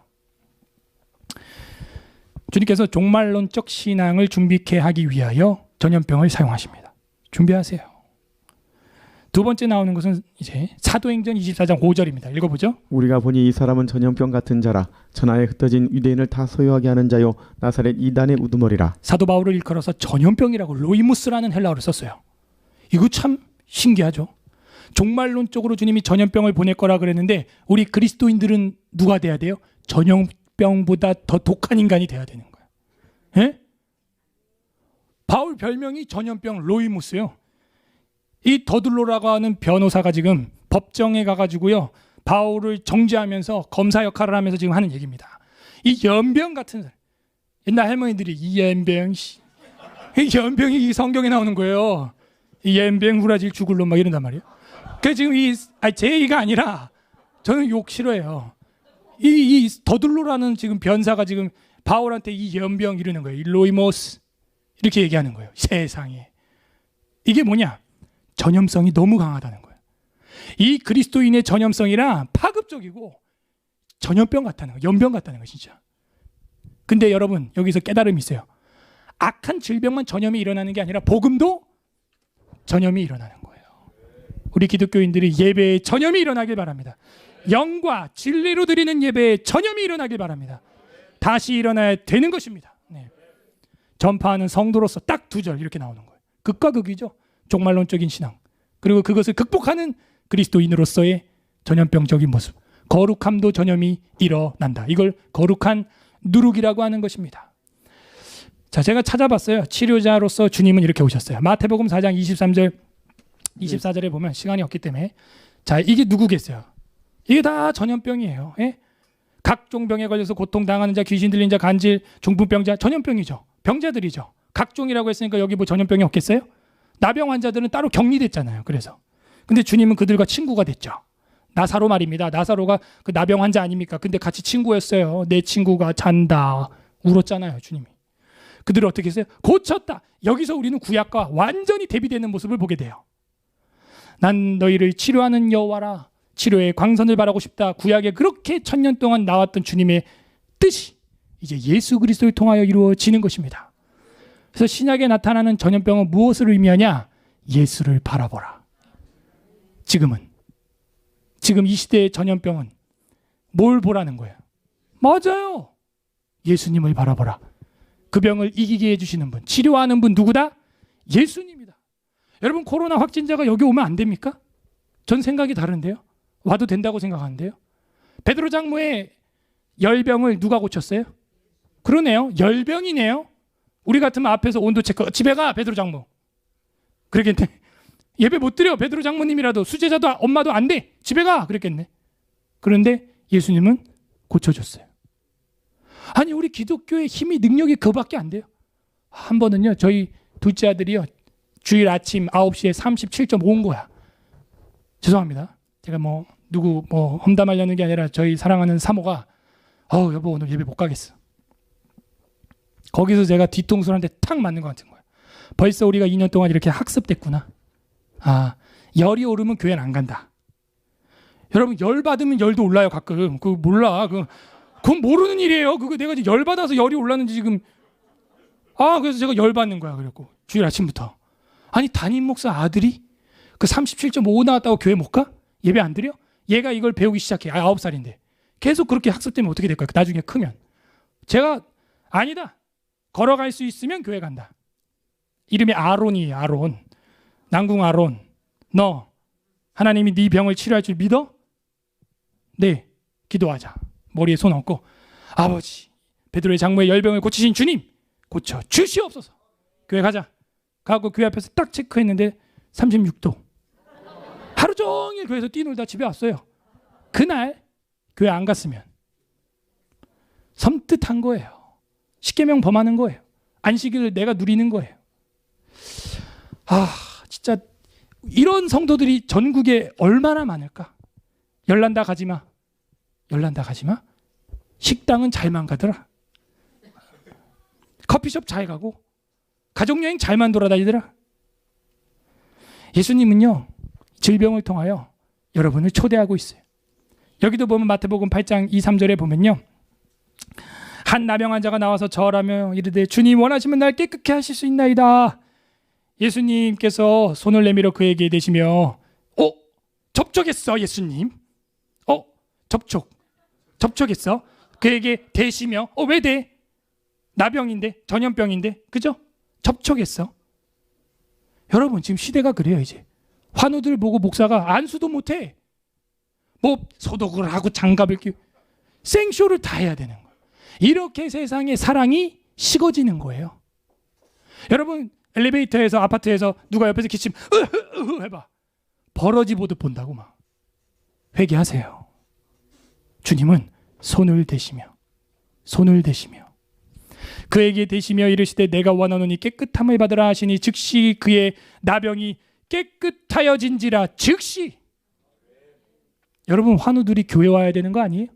옛날에 제가 어린 시절에 기도원 다녀보면 권사님들 이불 펴놓고 그냥 교회 누워있어. 그냥 기도하고 일어나고 또 자고 기도하고 병자들 맨날 누워있고. 그게 한국교회 7, 80년도 90년도 모습이었습니다. 근데 지금 오늘날 어떻게 됐어요? 병자들은 교회 오지 말래. 이게 기독교입니까? 생각을 해봐야 돼요. 주님은 섬기기 위해서 오셨어요. 읽어볼까요? 시작. 예수께서 베드로의 집에 들어가사 그의 장모가 열병으로 앓아 누운 것을 보시고 그의 손을 만지시니 열병이 떠나가고 여인이 일어나서 예수께 수종들더라. 역시 또 손을 만졌어요. 악수하지 말고 주먹으로 합시다. 전 그것도 웃겨요. 주먹으로 이렇게 했잖아요. 그렇게 한 다음에 눈 비비면 어떻게 돼? 딱 한 다음에 끝났어 벌써. 가면 이걸로는 이렇게는 안 비벼 사람이. 그죠? 이건 세수할 때 씻을 때 하고 이게 더 안전해. 제가 볼 때 악수가. 전 그래서 이렇게 악수해요. 그냥 이렇게 했다가 하면 끝나. 그냥 가면 왜 이렇게 하고 있는 거예요? 이걸로 다 하잖아 우리 그죠? 이걸 다 하잖아 이걸로. 왜 이걸로 하는 거야? 참 어리석어요 사람이 보면. 하지 말든가 그럴 거면 차라리. 예수님께서는요 그 손을 만지셨어요. 손을 다 싫어하는 그 손. 제일 감염이 많이 됐고 더러운 그 손. 열병이 떠나갔어요. 여인이 일어나서 예수님을 수종 들고 예배합니다. 신약시대 질병은 주님을 만나게 하는 거예요. 죽기를 위해서 질병을 사용하십니다. 마태복음 8장 16에서 17절 보면 저물매에 사람들이 귀신 들린 자를 많이 데리고 왔어요. 예수께서 말씀으로 귀신을 쫓아냅니다. 그리고 동시에 병든 자를 고쳐요. 병든 자를. 죽기를 위해서 또 병을 고치기도 하네요. 병이 다 귀신 때문에 들린 건 아니지만 귀신 때문에 병 들린 사람도 있네요. 마가복음 8장 2절 또 악기를 내쫓으신과 병 고침을 받은 어떤 여자들 곧 7 귀신이 나간 자 막달라인이라는 마리아가 옵니다. 그래서 이 병을 통해서 악령을 드러내고 쫓아냅니다. 구약에는 귀신 떠나가는 장면이 한 절도 없어요. 예수님이 그걸 딱 보여주는 거예요. 악령이 떠나가는 거죠. 그죠? 엘리사가 누구한테 귀신아 나가라 이런 거 없어요. 진짜 강력한 여호와 하나님의 현현인 예수 그리스도가 그걸 실체로 오셔서 보여주는 것입니다. 사도행전 8장 7절에도 많은 사람에게 붙어있던 더러운 귀신들이 크게 소리 지르며 나가니까 중풍병이 나았는 거예요. 병자들이 낫는 거예요. 그러니까 그 질병은 귀신 때문에 들렸던 질병이죠. 그럴 수도 있어요. 기계적으로 해석은 하지 맙시다. 자, 또 사죄 선언이 있어요. 시간이 없네요. 마태복음 9장 2절 6절에도 보면 죄를 사하기 위하여 그 질병을 또 사용하시는 경우가 있네요. 전도를 위해서 하는 것도 있네요. 전파하시며 모든 병과 약한 것을 고치시니. 마태복음 11장 5절에도 가난한 자에게 복음이 전파된다. 맹인이 보고 나병 환자가 깨끗함 받고. 누가복음도 마찬가지고요. 전도를 위해서 질병을 하나님께서 치료하시네요. 잘못된 전통을 타파하기 위해서도 하십니다. 안식일에 약자들을 돕지 말라는 전통을 파하기 위하여 일부러 안식일에 병을 고쳐요. 안식일에 병을 고치고 안진뱅이가 일어나는 거를 유태인들은 정죄했어요. 일하는 거라고, 걸어갔다고. 그런데 그런 걸 전통을 타파하기 위하여 일부러 병을 고치시네요. 교제를 위하여 병을 고치십니다. 마태복음 26장 6절 읽어볼까요? 예수께서 배단이 나병 환자 시몬의 집에 계실 때에 시몬의 집에 들어갑니다. 오히려 들어가서 교제하십니다.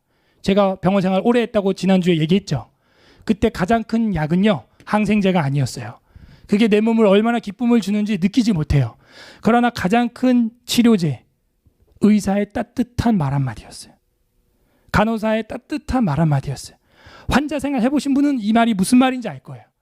어머, 선생님 괜찮으세요?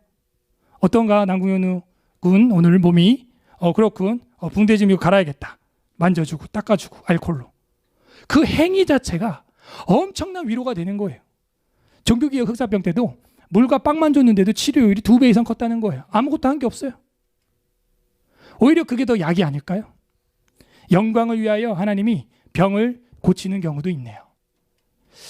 표적을 위하여 병을 고치는 경우도 있습니다. 결국 목적은 다 예수님을 드러내는 거죠. 메시아임을 드러내기 위하여 병을 고치시네요. 병을 고치다가 제3일에는 내가 완전하여지리라. 완전하여지리라. 교회의 사죄와 구원, 죄사함을 위하여 병을 고쳐주시기도 하네요. 그러니까 야고보서에도 보세요. 병든 자가 있느냐, 그는 교회의 이름으로, 교회의 장로들을 청하라는 거예요. 병들었으면 교회 가라는 거예요. 주의 이름으로 기름 바르라, 약, 연고. 그리고 위하여 기도할지니라. 믿음의 기도는 병든 자를 구원하느니라. 제가 둘째 아들을 위해 기도한 것처럼 혹시 죄가 있어도 사하심을 받을 것이다. 너희 죄를 고백하고 병낫기를 위하여 서로 기도하라. 의인의 기도는 역사하는 힘이 큼이니라. 이게 기독교인인데 이제는 교회 오지 말래요. 이게 신약이 말하는 거예요. 과연 우리가 천국의 소망이 있는 걸까요? 신약 성경은 그래서 한목적적으로 이 예수 그리스도를 통하여 천국을 바라보게 하려고 전염병과 질병을 우리에게 허락하신다 하는 것입니다. 천국 소망을 위해서 모든 눈물을 닦아주시는, 다시는 사망이 없고 애통하는 것이나 곡하는 것이나 아픈 것이 다시 있지 아니하리니 처음 것들은 다 지나갔음이로라. 주님이 치료자다. 내가 여호와 라파다. 내가 의사다. 예수 그리스도가 그분이다.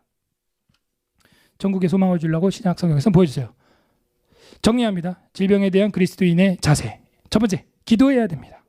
우리가 알지 못하기 때문에 이 질병을 주신 하나님의 섭리가 무엇인지 기도해야 됩니다. 두 번째, 일반 은총인 의약도 도움을 받아야 됩니다. 기름을 사용해라. 그랬어요.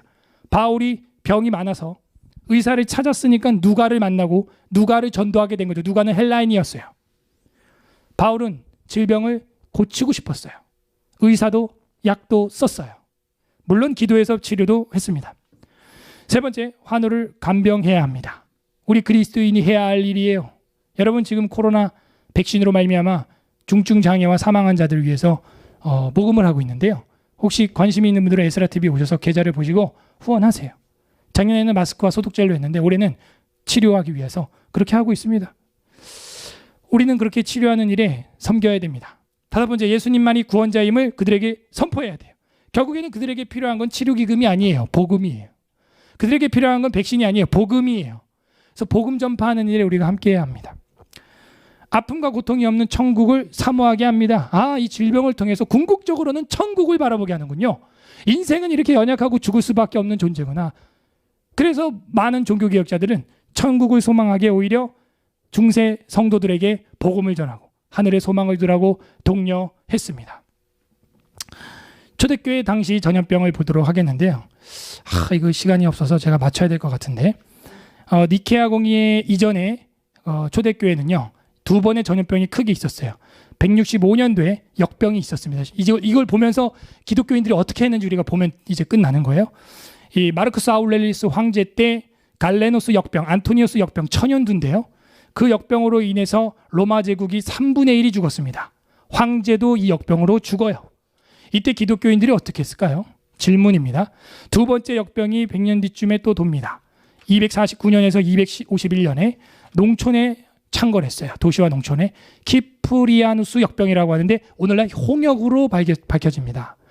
보크 알렉산드리아에서는 3분의 2가 사람들이 죽었어요. 자, 이때 교회는 어떻게 반응을 했을까? 이방 종교인들은 도망갔어요.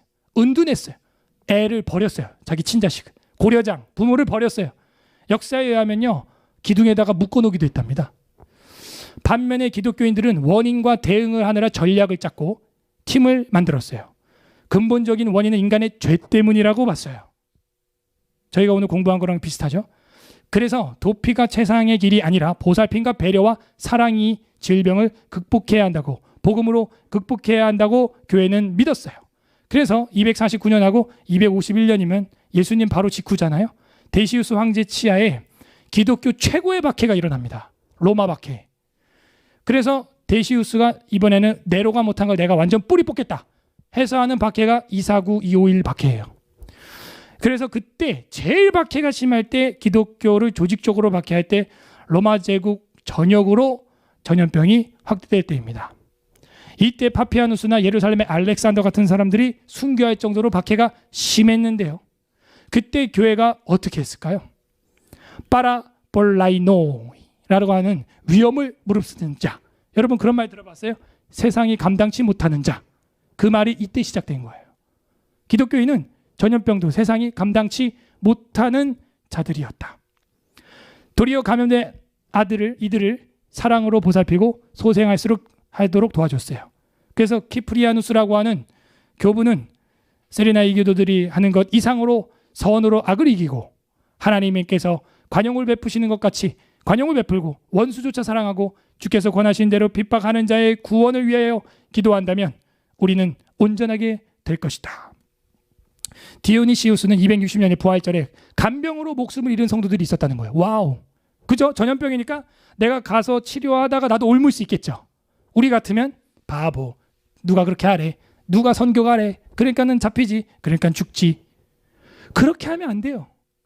디오니시우스는요. 부활절 예배, 260년도 부활절 예배에 간병하다 죽은 우리 성도들을 칭하여 이렇게 말했습니다. 기독교 형제 중에 간호하다가 치유하다가 사망한 자들은 자신에게로 그 사망을 옮겨와 대신 죽음을 맞은 사람이다. 대신 목숨을 잃은 사람이다. 어느 뭐로 보나 순교와 다를 바가 없다. 이 사람들은 순교자로 취급을 해줬다는 거예요. 오늘날도 환우들을 위하여, 병자들을 위하여 이렇게 헌신할 때 순교로 취급해줘도 부족함이 없다는 것입니다. 자, 초대교회는 그렇게 했어요. 초대교회 이 박해가 있을 때 기독교 인구 비율입니다. 이거는 로드니 스타크라고 하는 불신 사회과학자가 기독교의 발흥이라는 연구소에 쓴 내용이에요. 불신 사회과학자, 예수 안 믿는 사회과학자가 로드니 스타크라는 사람이 기독교 발흥 책에다가 이렇게 썼어요. 이때 당시 전염병이 돌 때 기독교 인구는 1대 249, 불신자 249명당 기독교 1명이었어요. 우리나라 5대 1로 치면은 뭐 어마어마하죠. 근데 이 병 치료를 하고 나서 한 세기 만에 기독교 인구가 어떻게 변하느냐? 1대 8이 되는 거예요. 아셨어요? 이게 불신사회과학자 로드니 스타크가 기독교의 발흥을 연구한 결과입니다. 베스트셀러예요. 꼭 보세요. 전염병과 기독교. 어떻게 한 세기 만에 이런 엄청난 부흥이 일어나죠? 로마가 뒤집어지는 거예요. 율리우스 황제는 화가 나서 그 이방 제사장들한테 저 갈릴리 사람처럼 좀 해라. 쟤네들은 자기 가족도 아닌데 장례를 치러주고 저렇게 병을 치료해주지 않냐. 율리아누스 황제가 이렇게 이방 제사장들한테 독촉을 하는 장면이 역사에 남겨져 있습니다. 사도행전 24장 5절 읽어볼게요. 시작. 우리가 보니 이 사람은 전염병 같은 자라 천하에 흩어진 유대인을 다 소유하게 하는 자요 나사렛 이단의 우두머리라. 이 의미예요. 우리는 전염병보다 더 강력한 복음을 가지고 있는 것입니다. 1대8이 되었다 하는 것이죠. 자, 이 사람들 종교개혁사들 인물들인데 우리가 볼 시간 없다 그랬고요. 루터만 하고 마칠게요. 루터는요, 왼편으로 방관하는 죄를 범하면 안 된다 그랬어요. 오른쪽으로는 될 대로 되라, 운명론으로 가면 또 안 된다 그랬어요. 전염병이 돌 때 환우들을 보고 방관하지 말라 그랬어요. 그죠? 돌보란 얘기예요. 그렇다고 될 대로 되라, 그런 운명론, 숙명론 아니에요. 예정론과 운명론과 숙명론은 다른 것입니다. 운명론과 숙명론은 이슬람, 무슬림들이 믿는 거고, 인샬라, 될 대로 되라 이런 거고, 우리 예정론은 뭐냐면 인격적인 하나님께 기도하면서 우리 인생을 살아가는 거예요. 비인격적으로 될 대로 되라, 이거 또 하나님 뜻이겠지, 그게 아니에요. 인격적인 하나님께 기도하면서 그분의 뜻을 따라 사는 것, 그거를 예정론이라고 하는 것입니다. 얼마나 힘들었는지 루터가 이런 말을 했어요. 주님, 기근, 흑사병 그리고 전쟁으로부터 우리를 구해주세요. 루터도 힘들었어요. 1483년에서 1546년에는 전염두나 홍역이 아니라 흑사병이 유럽을 잡아 삼키기 시작합니다. 1512년 아우스부르크에서 약 1800명이 흑사병으로 죽고 타도시도 수천 명이 죽습니다. 1520년 9월에 독일 아헨 화태자 칼 5세도 죽어요. 황태자요? 오타입니다. 1527년 7월 비텐베르크 흑사병이 강타당합니다. 루터의 편지에 보게 되면 슈팔라틴에게 보내는 편지에 이런 내용이 나옵니다. 지금 이곳에 비텐베르크에도 흑사병이 찾아들었습니다. 다행히 그렇게 독하지는 않습니다만 사람들이 두려움은 여전히 크고 피난 행렬은 끊이지 않습니다. 특히 심각한 것은 어부들이 사는 아래 도시입니다. 비텐베르크에서 지금까지 18명 장례를 치렀는데 오늘은 이곳 시장 대내에 아내 장례를 치러야 했습니다. 그녀는 어제 거의 내 품에서 임종했습니다. 흑사병이 도는데 루터 목사님이 시장 아내를 어떻게 했다고요? 품에서 간병했다는 거예요. 어떡할래요, 여러분? 루터가 정신병자예요? 품에서 죽었다는 거예요. 품에서, 자기 품에서. 루터인데요. 루터는 고민이 많았어요. 그래서 헤스 박사님하고 이 전염병과 예배에 대해서 엄청난 씨름을 했습니다. 이분 교수예요. 루터는 박사입니다. 학위가 있어요. 그래서 루터와 목회자의 고민 요약을 하면 이거예요. 전염병과 같은 비상시 교회를 떠날 것인가? 똑같아요. 사람이 해 아래 새로운 게 없어요. 저와 여러분처럼 그 고민하는 거예요. 첫 번째, 근데 떠나지 못한다라고 결정을 내린 이유가 5가지입니다. 첫 번째, 교회가 비어지고 설교가 부재된다. 하나님이 계시의 말씀이 선포되는 게 부재되기 때문에 나는 떠날 수가 없겠다. 아니, 성도들은 떠나도 나는 못 떠나겠다. 왜? 설교를 할 사람이 없으니까. 라틴어로 성경이 다 돼 있다니까요. 이걸 어떻게 성도가 공부해갖고 라틴어를 다 배우고 성경을 해석하고, 안 돼요. 두 번째, 신방의 부재. 어렵고 가난하고 병든 성도를 누가 신방할 것이냐. 내가 해야지. 그래서 난 떠날 수 없겠다. 두 번째, 예배의 부재. 세 번째, 제일 중요하죠. 내가 떠남으로 인해서 예배가 중단된다. 성찬을 매주 했는데 성찬이 중단되잖아요. 목사님 말고 누가 성찬할 수 있어요? 네 번째, 장례의 부재. 아까 시장의 아내를 내 품에 안아서 장례를 치렀다. 이 말은 반대로 하면 이방 교도들은 부모 자식 장례도 안 치러주고 시체를 버렸다는 얘기예요. 그 일을 그리스도인들이 한 것입니다. 다섯 번째, 위로의 부재. 그래서 루터의 별명이 영혼의 위로자입니다. 따라하세요. 영혼의 위로자. 저와 여러분이 돼야 돼요. 반대로 혹 걸려도, 혹 순교를 해도, 투옥돼도 그건 순교로 취급받는 거예요. 영혼의 위로자가 돼야 되는데 내가 떠남으로 인해서 위로할 사람이 이 땅에 없어진다.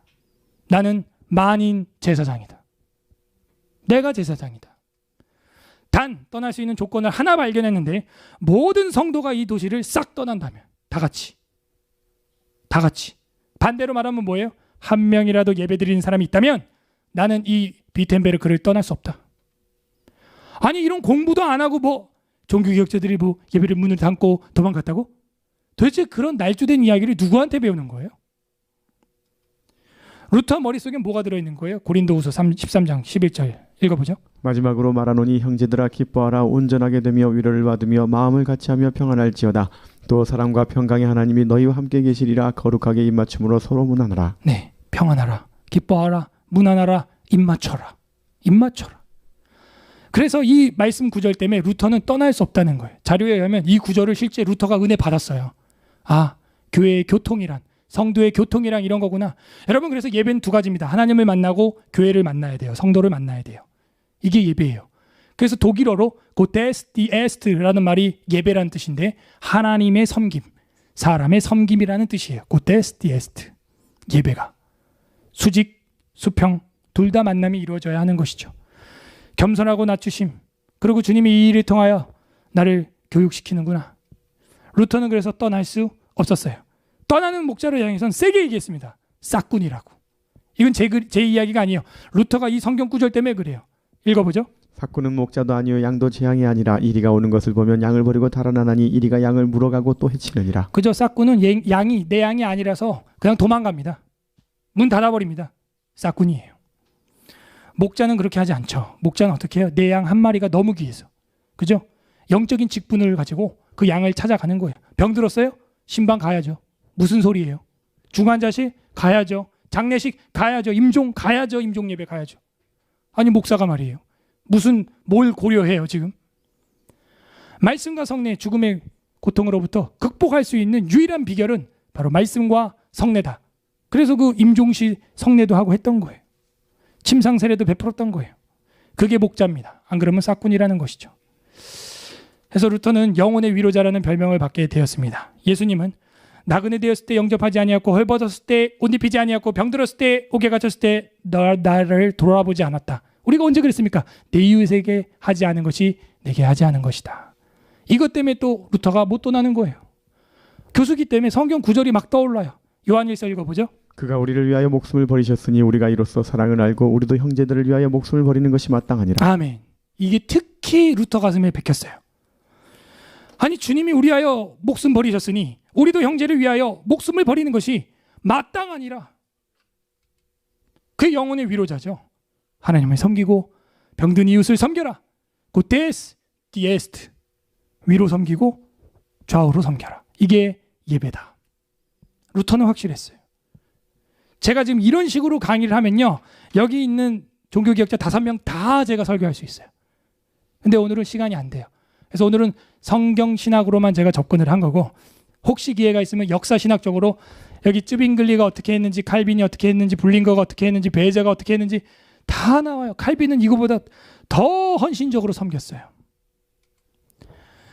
자, 이제 마지막 아이콘인데 시간이 다 돼서 제가 결론만 보여드릴게요. 좀 넘길게요. 자, 온라인 예배는 이제 그는 어떤 신학적인 문제가 있느냐. 자, 온라인 예배 드려도 된다가 71%, 반대가 29%였어요. 그럼 누가 찬성하고 누가 반대했냐. 우리가 이거를 앙케이트 조사를 해봤습니다. 해봤더니 찬성한 사람은 다 초신자였어요. 교회에 대해서 잘 모르는 거야, 예배를. 그 다음에 반대했던 사람, 온라인 예배 안 된다. 반대한 사람은 대부분 세례 입교 기존 성도들이었어요. 확실히 기존 성도들이 논리는 뭔지 모르지만 뭔가 영적으로는 알고 있는 거예요. 이게 아니라는 것을. 제가 오늘 그걸 정리해 주는 거 아닙니까? 지금 지난주부터. 자, 왜 사람들은 언론은 교회만 컬러풀하게 집중할까? 우리 대표님들 얘기하는 것처럼 전철도 그냥 있고 700만 명이 이용하고 버스도 회사도 커피숍도 식당도 쇼핑도 학교도 다 가요. 그러니까 어떤 집사님이 저한테 문자를 보냈어요. 목사님, 우리 애 큰일 났어요. 왜? 교회 빼고 다 가요.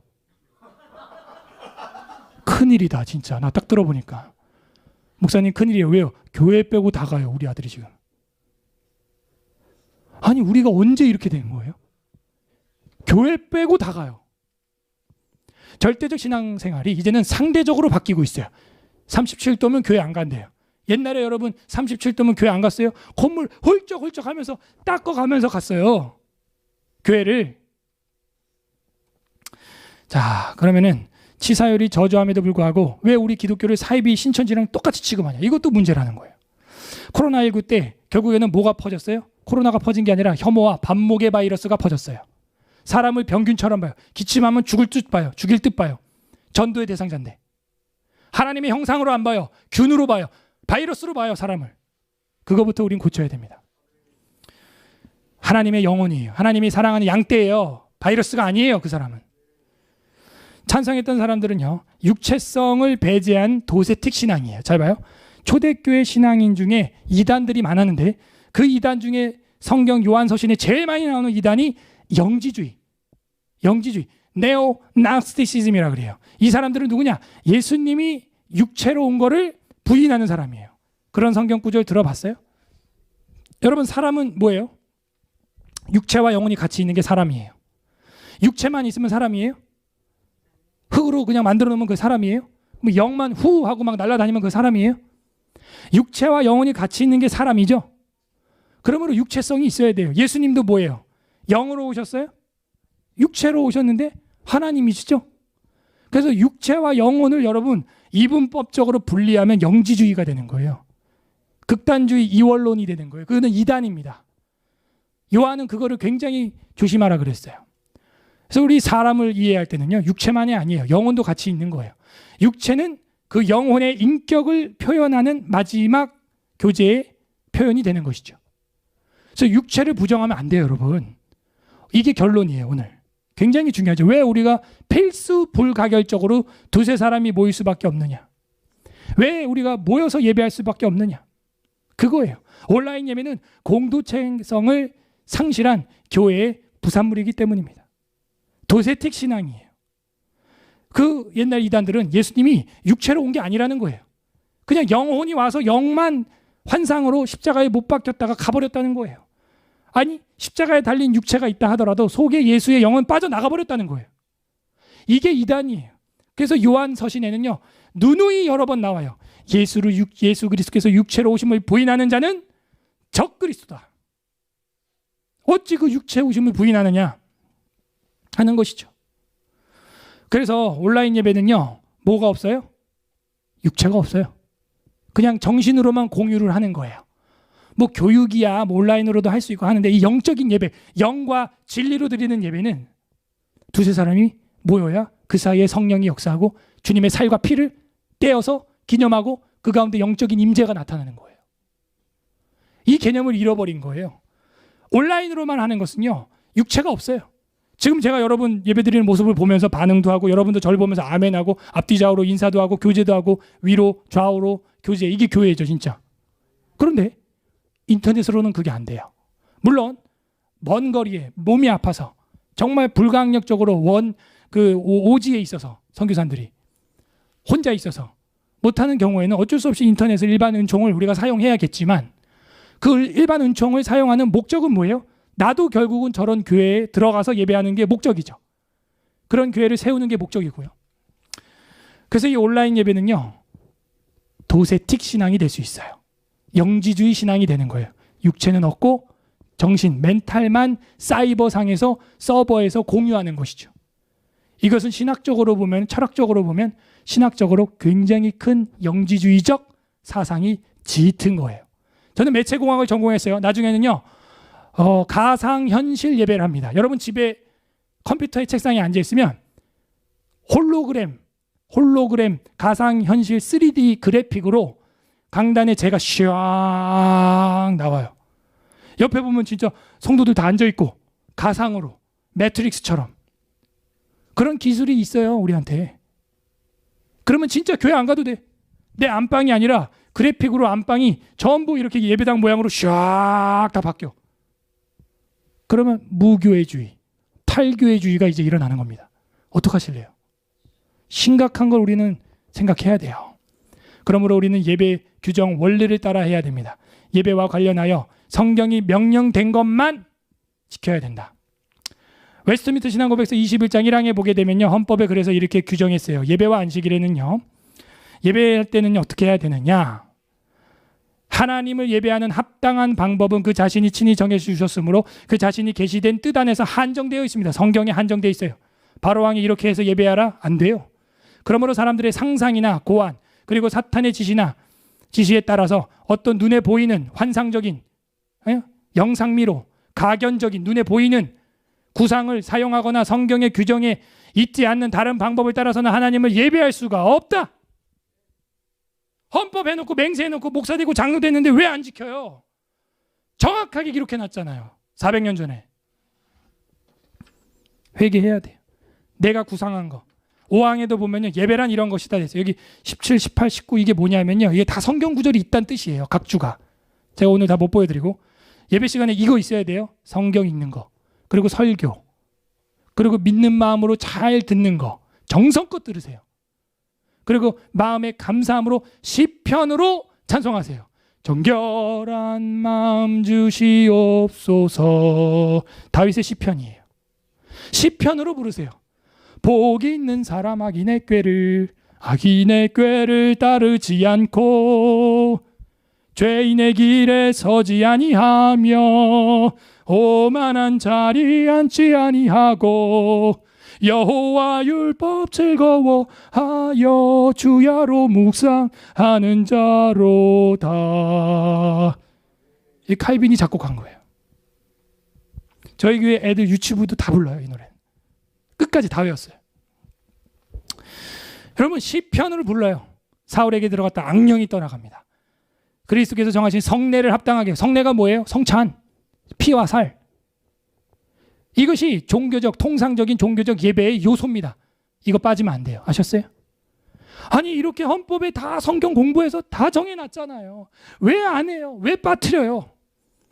이게 예배 규정 원리예요. 하나님이 명하신 거 외에 다른 거 하지 마세요. 이게 예배입니다. 아셨어요?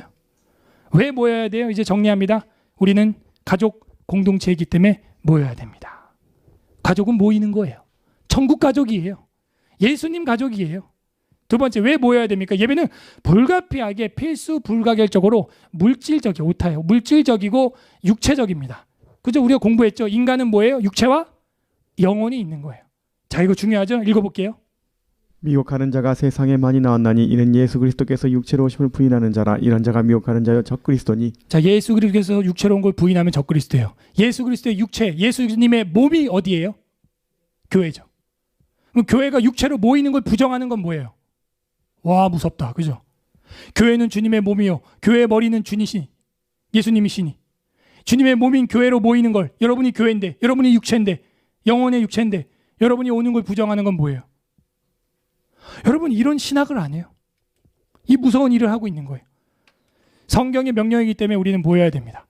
성령님은 두 사람 사이의 영이기 때문에 모여야 됩니다. 모이는 성전은 이동하는 성전이 되기 때문에 모여야 됩니다. 여러분, 흩어져 있으면 되지. 잘 생각해봐요. 모이지 않았는데 뭘 가지고 흩어져요? 일단 모여서 배우고 믿어야 흩어지는 교회도 되는 거예요. 순서를 거꾸로 하지 마세요. 기독교의 위력은 모임에서 나옵니다. 두세 사람이 모인 곳에. 공산주의는 위력은 어디서 나와요? 모이지 못하게 하는 데서 나오는 거예요. 5인 이상 집합금지, 감시. 조심해요. 우리 기독교의 위력은 모이는 것입니다. 그래서 연병이라 말릴 수가 없다. 저 사도 바울 말릴 수가 없다. 자, 그래서 우리가 오늘 전염병과 마주한 기독교, 전염병과 예배 공부했어요. 이제 선택은 여러분이 하세요. 말씀을 생각하면서 이 시간 기도하기를 원합니다. 시간이 많이 가서 제가 기도 제목을 한 번에 드리고 기도를 할 텐데요. 하나님 아버지, 우리가 전염병과 예배, 오늘 이 짧은 시간에 1시간 20분 만에 구약, 신약, 종교개혁사, 그리고 예수님의 유언, 또 예수님의 말씀 봤습니다. 이 전염병을 준 거는 우리를 교정케 하기 위하여 주셨군요. 신앙의 궤도에서 삐딱선 타고 있는 우리를 제대로 교정하기 위해서 주는 경향이 크군요. 많군요. 이 질병을 통하여, 이 어려움을 통하여, 이 박해를 통하여 예수님을 만나게 하는 데 목적이 있었군요. 그런데 오히려 우리는 예수님을 안 만나는 쪽으로 흩어졌습니다. 아버지, 우리가 몰랐네요. 용서하여 주시옵소서. 회개하는 기도했으면 좋겠고요. 두 번째는 감사했으면 좋겠습니다. 하나님 감사합니다. 오늘 생명의 말씀을 통하여 내 영혼에 양약을 주시니 감사드립니다. 이제 세속화 바이러스에 우리가 속지 않게 하여 주시고 영혼을 사랑하고 병자를 불쌍히 여기며 그들을 사랑했던 우리 믿음의 선배들처럼 예수님처럼 따뜻한 손길로 열병을 치료하고 그들에게 예수님을 선포하고 이 땅이 아니요 하늘의 소망을 전할 수 있는 사람 되게 하여 주시니 주님 감사합니다. 감사 기도하시고 세 번째 기도할 것은 하나님, 이제는 우리도 바울처럼 살게 하여 주옵소서. 세상이 감당하지 못하는 사람, 전염병보다도 더 강력한 그리스도의 좋은 군사로 살아가게 하여 주시옵소서. 간구하는 기도, 회개와 감사와 간구, 성령님께서 생각나게 하시는 대로 다 함께 우리 주님 한번 부르고 기도하겠습니다. 주님 하나님 아버지, 주님의 말씀을 통하여 우리의 모습을, 우리의 자화상을, 우리의 예배의 모습을 깨닫게 하여 주시니 주님 감사드립니다. 우리가 우리 나름대로 예배를 재단하였습니다. 오히려 예배를 모이고 하나님 앞에 회개하고 우리의 신앙생활을 교정하고 우리의 궤도를 수정했어야 했는데 오히려 흩어지고 모이지 않고 예수님의 살과 피를 기념하지 않았습니다. 육체를 부정했습니다. 하나님, 두세 사람이 모인 곳에 내가 함께 한다고 하였는데 우리가 모이기를 패하는 어떤 자들의 습관처럼 하였나이다. 아버지, 우리의 죄악을 용서하여 주시옵소서. 오히려 모이지 않을 때 내가 전염병을 보낸다고 말씀하셨고 내가 오히려 너희를 치료하기를 원한다고 말씀하셨는데 오히려 우리가 주님 앞에 나가지 못했던 것들 이 시간 회개하오니 주님 용서하여 주시옵소서. 불쌍히 여겨 주시옵소서. 오늘 말씀을 통하여 깨닫게 하여 주시니 감사드립니다. 이 진리의 말씀, 생명의 말씀 우리에게 생각나게 하여 주시옵소서. 두세 사람이 모일 때마다 생각나게 하여 주시옵소서. 이 말씀으로 말미암아 좌로나 우로나 치우치지 않게 하여 주시고 우리 예수님처럼 나병 환자들을 다가가고 열병 환자들을 안수했던 것처럼 이제는 너희 중에 병든 자가 있느냐 위하여 기름을 바를 것이요 기도하라 말씀하신 그 야고보서 말씀을 쫓아서 우리도 이제는 환우들을 위하여 기도하고 그들에게 치료할 수 있는, 사랑을 나눌 수 있는 잠든 세상에 빛 소금 역할을 감당하게 하여 주시옵소서. 하나님 아버지, 어떤 환난과 박해가 온다고 할지라도 우리가 하나님께 드리는 예배를 패하지 않게 하여 주시고 모이기에 힘쓰되 그날이 가까울수록 힘쓸 수 있는 우리가 되게 하여 주시옵소서. 우리 한 번 더 기도하도록 하겠습니다. 하나님 아버지, 우리에게 오늘 들었던 말씀이 힘이 되게 하여 주시고 생각나게 하여 주시고 알지 못하는 자들 주님의 교회로 초대하게 하여 주시고 순교자들의 신앙을 따라서 손양호 목사님도 그 나병 환자들의 고름을 입으로 빨았습니다. 주님, 우리 한국교회 이렇게 좋은 믿음의 선배들이 있는데 우리는 뒤로 물러나 침륜에 빠져 있습니다. 주님, 영혼 구령함에 있어서 담대함을 주시옵소서. 믿음을 주시옵소서. 믿음의 은사를 주시옵소서. 믿어지게 하여 주시옵소서. 내 병이 나을 줄로 믿느냐? 내가 믿나이다. 주님, 나에게 믿음을 주시옵소서. 우리 믿음을 달라고 다 함께 주님 한번 부르고 기도합니다. 주님 아버지, 우리에게 믿음 없음을 용서하여 주시옵소서. 용기도 없습니다. 믿음도 없습니다. 아버지, 우리에게 믿음 없음을 용서하여 주시옵소서. 믿음을 주시옵소서. 내가 나올 줄로 믿느냐? 내 믿음이 너를 구원하였느니라 말씀하신 그 믿음을 우리에게도 허락하여 주시옵소서. 루터처럼 담대하게 하여 주시옵소서. 이 성에서 한 사람이라도 예배하는 자가 있다면 내가 예배하리라, 내가 예배하리라, 내가 영혼의 위로자가 되리라 말할 수 있는 21세기 마틴 루터가 나오게 하여 주시옵소서. 우리에게 오직 믿음으로 솔라 피데의 믿음을 주님 허락하여 주시옵소서. 뒤로 물러나지 않게 하여 주옵소서.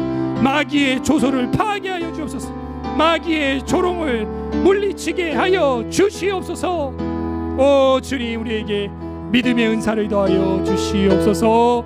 말씀이 믿어지게 하여 주옵소서. 예수님이 그리스도로 믿어지게 하여 주옵소서. 예수님이 질병을 치료하는 분으로 믿어지게 하여 주시옵소서. 질병을 통하여, 박해를 통하여 주님을 만나게 하여 주시옵소서. 아버지, 구약과 신약 성경을 통하여 주님은 우리를 치료하시기를 원한다 말씀하시니 감사드립니다. 아버지, 나를 치료하여 주시옵소서. 망가진 내 신앙, 망가진 내 영혼, 망가진 나의 예배 주님 고쳐주시옵소서. 여호와 라파의 하나님, 우리의 육체도 혹시 병든 곳이 있습니까? 머리부터 발끝까지 재창조의 역사가 나타나게 하여 주시옵소서. 주님, 우리를 만드신 주님 고쳐 주시옵소서. 그리하여 간증되게 하여 주시고 더 예배로 환우들을 초대할 수 있는 우리의 살아있는 예배가 되게 하여 주시옵소서. 우리의 영혼의 의사가 되시는 예수 그리스도의 이름으로 기도드립니다. 아멘.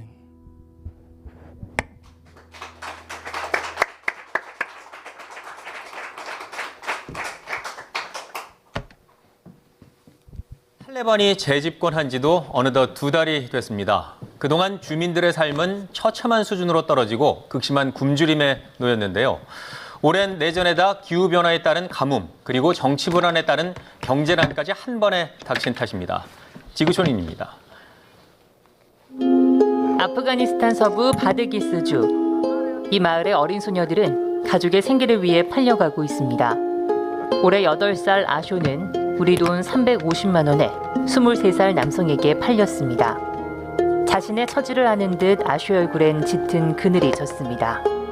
ته بچا غاله کړی به تیز ما څخه بیا دا دونی کا کنجلی ما د مجبورې ورکړي دا خو نو شکار نه و چې ما دا دونی کا کنجلی ورکړي وای خدای رسول خدای نه وای چې دونی کا کنجلی واقعي ته خرڅ کړي.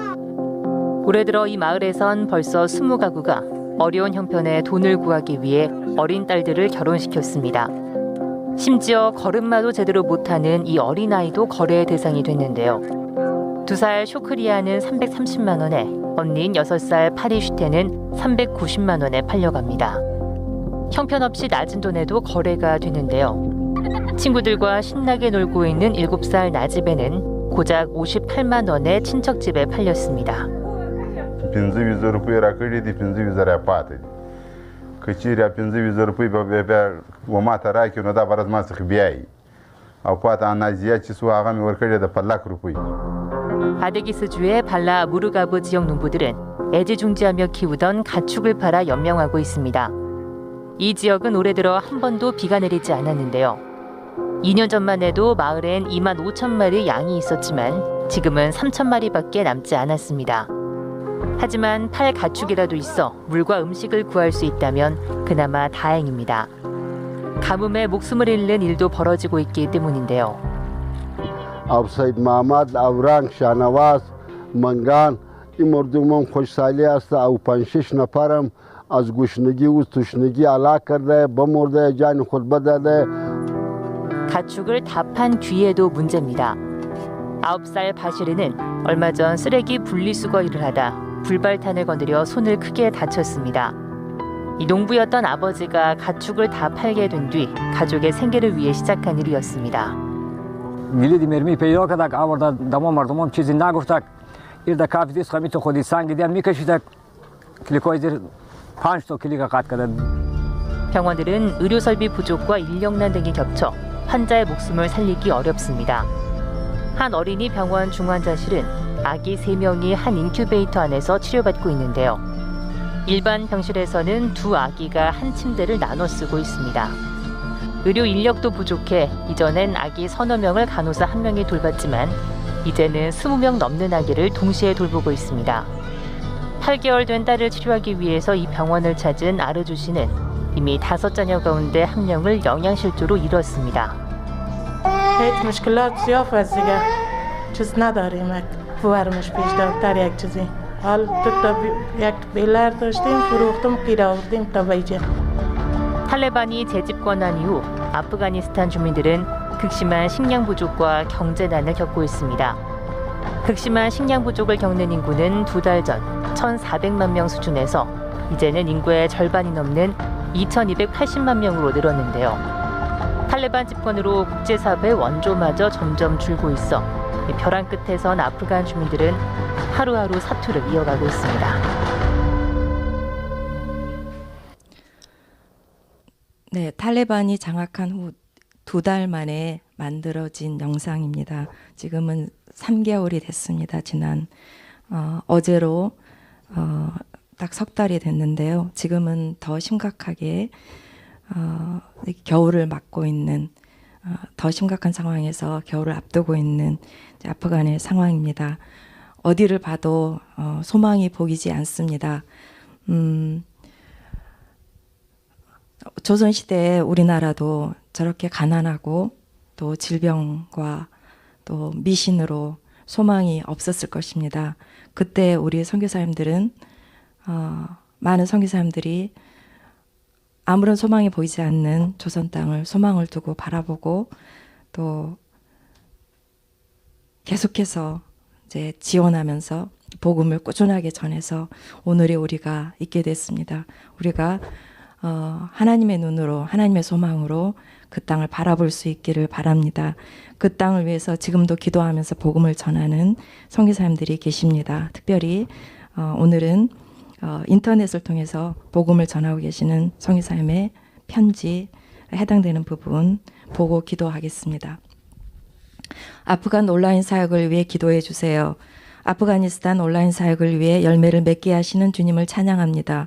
벌써 온라인을 통한 아프간 난민 사역을 시작한 지 1년이 지나갔습니다.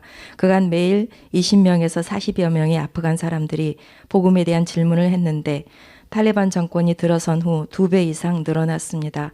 이렇게 복음을 전할 수 있게 하시는 주님을 찬양합니다. 이 사역을 감당하는 PHPS 부부 LHNS 모녀에게 주님의 특별한 은혜와 성령의 기름 부음과 말씀의 권능이 더하길 기도해 주시기 바랍니다. 그리고 새롭게 믿은 형제들 모함마드, 모르테자, 파알젤 등이 매주 있는 온라인 모임을 통해 말씀으로 세워지고 성령님의 충만케 하시는 역사가 넘치도록 기도해 주시기 바랍니다. 요즘은 아프간 내 온라인 상황이 양호하지 못하여 화상 모임은 어렵고 주로 녹화하여 링크를 보내고 질문을 문자와 음성으로 받는 방식을 취하고 있습니다. 20세기 라디오 방송을 통해서도 역사하셨던 주님께서 이 모든 환경을 넘어 재자영육과 재생산되는 역사를 이루실 것을 기대하고 바라봅니다. 이들 새롭게 믿은 아프간 영혼들의 마음에 더더욱 갈급함과 사모하는 마음이 더하여 진리 안에 성장하도록 함께 중보해 주시길 부탁드립니다. 동시에 이들의 안전을 위해 기도해 주시기 바랍니다. 주님의 특별한 손길과 보호가 함께 하시길 기도합니다. 네, 마이클 선교사님 기도 편지입니다. 말씀 같이 읽겠습니다. 시작. 우리 주 예수 그리스도의 아버지 하나님을 찬송하리로다. 그의 많으신 긍휼대로 예수 그리스도를 죽은 자 가운데서 부활하게 하심으로 말미암아 우리를 거듭나게 하사 산 소망이 있게 하시며 썩지 않고 더럽지 않고 쇠하지 아니하는 유업을 잊게 하시나니 곧 너희를 위하여 하늘에 간직하신 것이라. 아멘. 네, 기도 제목 같이 읽겠습니다. 예수 그리스도로 말미암아 우리에게 산 소망이 있게 하시는 하나님을 찬송합니다. 어디를 보아도 소망을 가질 수 없는 아프간인들이 예수 그리스도로 말미암은 영원한 소망, 하늘의 소망을 갖게 하소서. 마음이 가난해진 아프간 사람들에게 진정한 소망이요 구원자이신 예수님이 증거되게 하소서. 아프간 젊은이들이 인터넷과 통신으로 복음을 듣고 양육받아 믿음의 그루터기로 자라게 하소서. 전쟁, 기아, 인권 유린에 추운 겨울까지 맞는 아프간 주민들에게 식량과 난방이 제공되게 하소서. 그리고 기독교인들의 안전과 인터넷으로 복음을 들은 이들의 안전과 보호를 위해서 같이 기도해 주시기 바랍니다. 다 같이 기도합니다. 주여, 우리의 소망 되시는 주님께 감사와 찬양을 올려드립니다. 하나님 아버지, 우리가 죽은 자와 방불하고 하나님 정말 깊은 아버지 어둠 가운데 있을 때, 죄의 노예가 되었을 때 우리 예수 그리스도의 죽으시고 부활하심으로 말미암아 새 생명을 주시고 하늘에 산 소망을 주신 것을 감사하고, 또 아버지 우리 대한민국에 이 조선 땅에 참으로 가난과 질병과 미신과 하나님 정말 이 어느 것을 보아도 소망을 줄 수 없는 아버지 그 상황에서 우리에게 소망을 하나님의 소망으로 소망을 주신 선교사님들의 그 헌신과 눈물과 피와 땀으로 말미암아 아버지 하나님 우리에게 이 복음을 주시고 이 소망을 주신 주님께 감사와 찬송을 올려드립니다. 하나님 아버지, 우리가 지금 아버지 동일한 이 소망으로 아버지 아프간 땅을 바라보며 주님께 올려드립니다. 하나님, 우리 눈에는 보이는 것이 없지만 하나님 그들이 정말 죄와 죽음의 권세를 파하시고 부활하신 예수 그리스도를 소망할 때 그 땅에도 소망이 있습니다. 하나님, 그들이 하나님의 형상을 따라 동일하게 지음받는 하나님의 아버지 자녀들이요, 아버지 하나님의 형상을 따라 이제 주님을 믿고 그 형상을 회복해야 될 아버지 주님의 백성들을 우리가 바라보며 기도합니다.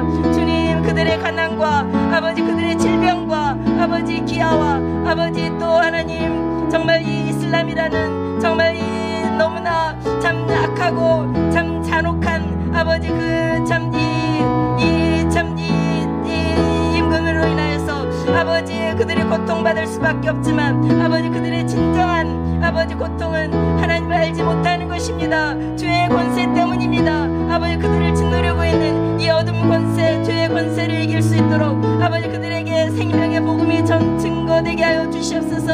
하나님 아버지, 정말 그들에게 복음을 전하는 길은 너무나 벌어 보입니다. 그러나 하나님, 우리가 소망을 가지고 기도하오니 주님께서 역사하여 주십시오. 아버지, 지금 진행되고 있는 온라인 복음 사역을 하나님께서 강력하게 역사하여 주셔서 그 땅의 많은 젊은이들이 하나님 복음을 듣게 하여 주시옵소서. 아버지 하나님, 예수 그리스도 안에서 아버지 예수 그리스도의 제자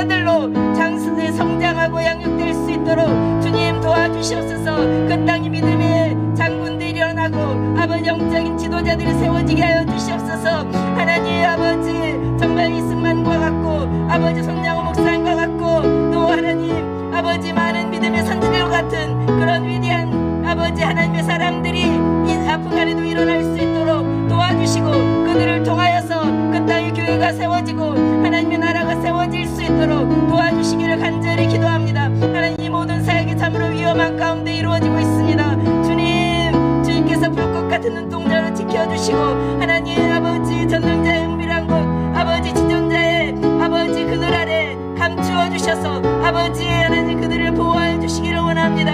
하나님 그 땅에 남은 그리스도인들이 참으로 가타군과 같이 아버지 끝까지 주님을 부인하지 않고 하나님 그 신앙을 지킬 뿐만 아니라 후대에 전수할 수 있도록 도와주시고 그 그루터기를 통하여서 아버지 아프간이 이제 장차 하나님의 나라로 아버지 부흥할 수 있도록 주님 역사해 주시기를 간절히 기도합니다. 하나님 추운 겨울을 맞고 있는 아프간 주민들에게 하나님 아버지 그들이 생사의 기로에 서 있습니다. 아버지 인구의 절반 이상이 심각한 기아에 허덕이고 있습니다. 아버지 하나님 먹을 것을 주시고 아버지 하나님 아버지 얼어 죽지 않도록 하나님 난방이 제공될 수 있도록 도와주시고 아버지 국제사회의 원조와 지원이 하나님 정말 적절한 때에 너무 늦지 않게 그리고 하나님 적절한 방법으로 정말 실제 필요한 주민들에게 전달될 수 있도록 그렇게 역사해 주시기를 간절히 기도합니다. 우리의 소망 되신 주님께 감사와 찬양을 올려드립니다.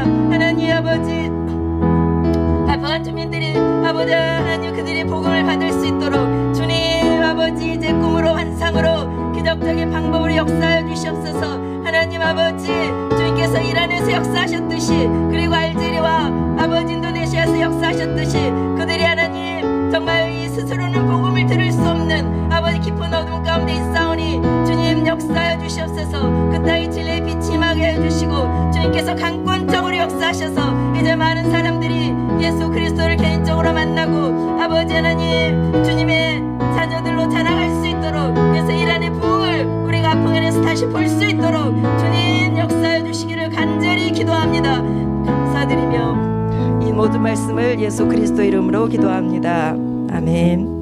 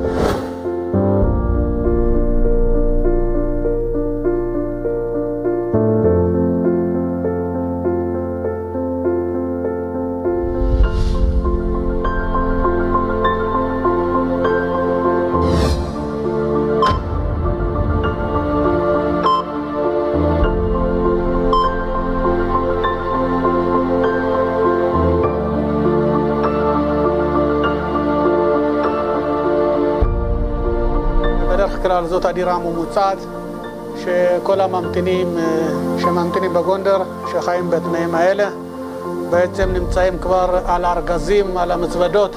כל אחד חושב שבחודש הבא, בשבוע הבא הוא יעלה לארץ, אבל השנים נוקפות זה כבר... እስራኤል ሀገር ቃሏም የእግዚአብሔር ቃል ስላለባት ትዕግስት ጸጋ አሰራን ጎንደር ከጎንደር ከቆየሁ ከ22 ዓመት በቃ ተምረን እንገናለን።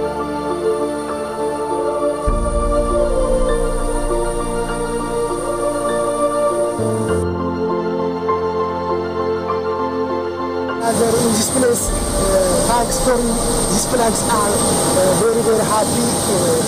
I don't know this words in Ethiopia for a long period of time. Very happy as this time back. የኛ ዓላማ ነው ለሌሎችም ደግሞ እንትን ሊሆን የሚችለው በጣም የተማረና በጣም ጀግና ህዝብ ነው እዛ ያለው። ለወደፊት ዓላማዬ ትምህርቴን ጨርሼ በስራ ላይ እንድሰማራና ቤተሰብ ክብርም እንደማደርጋት ሁሉ ስለምወዳት አዲስ እኔ ማስባት ለመግለጥ ያቀተኛል። ስማችን ሁሉ ወራዳ ነው። 성경이 번역된 네, 이 시간에 같이 알리아를 위해서 함께 기도하겠습니다. 네, 샤베 이스라엘에서 또 이렇게 보낸 짧은 편지가 있는데요. 11월 중순입니다. 첫눈이 내려 눈 덮인 한라산 정상이 마치 헐몬산 눈 덮인 모습과 같아 보였습니다. 그동안 여러분의 기도와 관심으로 올해 오기로 예정된 인도 북동부 문하세 지파 후손들 무사히 시온 땅으로 돌아왔습니다. 고맙습니다. 아시아에서 신임 땅에서 흩어진 이스라엘 백성들 전부 시온으로 다 돌아오는 날까지 여러분의 기도를 요청드립니다. 강건하시길 기도드리며 한남동에서 야베스 올림. 이렇게 샤베 이스라엘에서 저에게 이렇게 기도 편지를 또 보내주셨습니다. 또 같이 말씀 읽겠습니다. 같이 읽겠습니다. 내 종 야곱아 두려워하지 말라. 이스라엘아 놀라지 말라. 내가 너를 먼 곳에서 구원하며 내 자손을 포로된 땅에서 구원하리니 야곱이 돌아와서 평안하며 걱정 없이 살게 될 것이라. 그를 두렵게 할 자 없으리라. 아멘. 같이 읽겠습니다. 제2의 출애굽 알리아를 행하시는 하나님을 찬양합니다. 이스라엘로 돌아오고 싶지만 돌아오지 못하는 자들이 돌아올 수 있도록 길을 열어 주옵소서. 예수님을 믿는 디아스포라 유대인들이 고국으로 돌아갈 수 있도록 귀환법이 개정되게 하소서. 이스라엘로 돌아온 유대인들이 모두 예수 그리스도를 구주로 영접하는 은혜를 입게 하소서. 샤베 이스라엘을 비롯한 전 세계 알리아 사역단체들을 축복합니다. 성령의 인도하심 따라 사랑으로 사역하게 하시고 많은 열매를 통해 하나님께 영광 올려드리게 하소서. 네, 이 시간에 같이 알리아를 위해서 함께 기도할 텐데요. 전염병으로 인해서 또 예배를 드리기 어려운 이런 상황 가운데 우리가 또 있지만 또 하나님의 일하심은 또 우리가 생각지도 못하는 곳에서 모든 비행기들이 다 막혀 있을 때 하나님께서 이스라엘을 여시고 전 세계 유대인들을 고국으로 돌아오는 일을 우리는 할 수 없는데 하나님께서 그 길을 여셔서 행하고 계셨습니다. 그래서 우리가 그 하나님의 일하심을 보면서 그 하나님의 그 언약이 이루어지는 것을 우리가 다시 한번 보고 있고, 그래서 그 출애굽 때보다 더 놀라운 이제 알리아를 행하시는 그 하나님을 찬양하면서 우리가 함께 기도했으면 좋겠습니다. 그래서 아까 에티오피아를 봤지만 에티오피아 말고도 많은 나라들에서 또 돌아오고 싶어하는 자들도 있지만 그렇지 못한 자들도 많이 있습니다. 그들이 다 돌아와서 예수님 만날 수 있도록, 그래서 예수 그리스도를 바라보고 그분만 예배할 수 있도록 우리가 기도했으면 좋겠습니다. 같이 주님 이름으로 기도하겠습니다. 주여, 주님 감사합니다. 주님, 이 전염병 시대 가운데서도 주님 여전히 주님은 위대하신 분이십니다. 전능하신 우리 하나님을 찬양합니다. 주님, 우리가 생각지도 못하는 일을 행하시는 주님의 이름을 찬양합니다. 주님, 이 밤에도 주님 여호와로 일하시게 하는 밤이 되게 하여 주시옵소서. 주님, 이 밤에도 이 전염병이 창궐한 이 가운데서도 주님은 여전히 일하시며 주님의 위대하심을 드러내시며 주님의 전능하심을 드러내시며 주님 이스라엘의 하나님, 주님 당신의 백성들을 주님 당신의 품으로, 주님 당신의 나라로 주님 인도하시는 주님의 이름을 찬양합니다. 주님, 이제는 그들이 예수 그리스도께 돌아오게 하여 주십시오.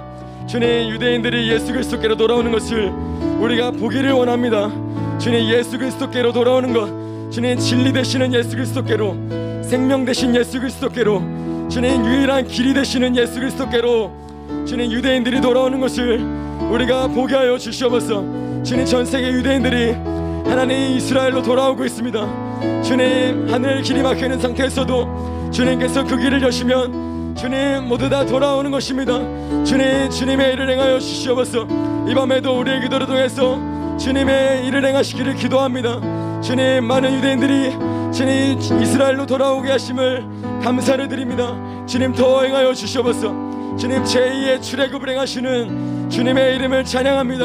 제2의 출애굽을 행하시는 주님의 이름을 찬양합니다. 주님, 진정한 알리아를 주님께서 이루어 주시옵소서. 예수 그리스도께로 그들의 영혼이 돌아오는 진정한 알리아를 주님께서 행하시옵소서. 주님, 60만 이스라엘로 돌아오는 것이 하나님의 온전한 것이 아닙니다. 주님, 그들의 영혼이 예수 그리스도께로 돌아오는 역사가 일어나게 하여 주시옵소서. 모두 알리하는 자들마다 모든 알리하는 유대인들마다 그들의 영혼이 예수 그리스도께 돌아오는 은혜가 있을지어다. 내 주님, 그래서 그러기 위해서 하나님 귀한 법도 개정되어야 합니다. 하나님 예수 그리스도를 믿는 자들이 주님 돌아오지 못하도록 막고 있는 하나님 귀한 법도 주님께서 열어주시고, 하나님 그래서 주님 예수 믿는 유대인들이 이스라엘로 돌아와 하나님 그들을 통해서 더 많은 유대인들이 주님 복음이 들어가는, 더 많은 유대인들 가운데 주의 복음이 들어가는, 주님 그들이 신약의 말씀을 읽을 때에 그들의 눈이 밝아지며 그들의 마음이 뜨거워지며 주님 유대인으로 오셨던 그 예수 그리스도, 그분이 그들의 유일한 구원자이심, 그들이 주님 그 예수 그리스도가 주님께서 유일한 구원자이심을, 유일한 메시아이심을 그들이 깨달아 알게 하여 주시옵소서. 주님 그 알리한 유대인들을 통해서 그를 행하여 주시옵소서. 알리하는 유대인들을 통해서 하나님 더 많은 유대인들이 하나님 주님께로 돌아오는 은혜가 있을지어다.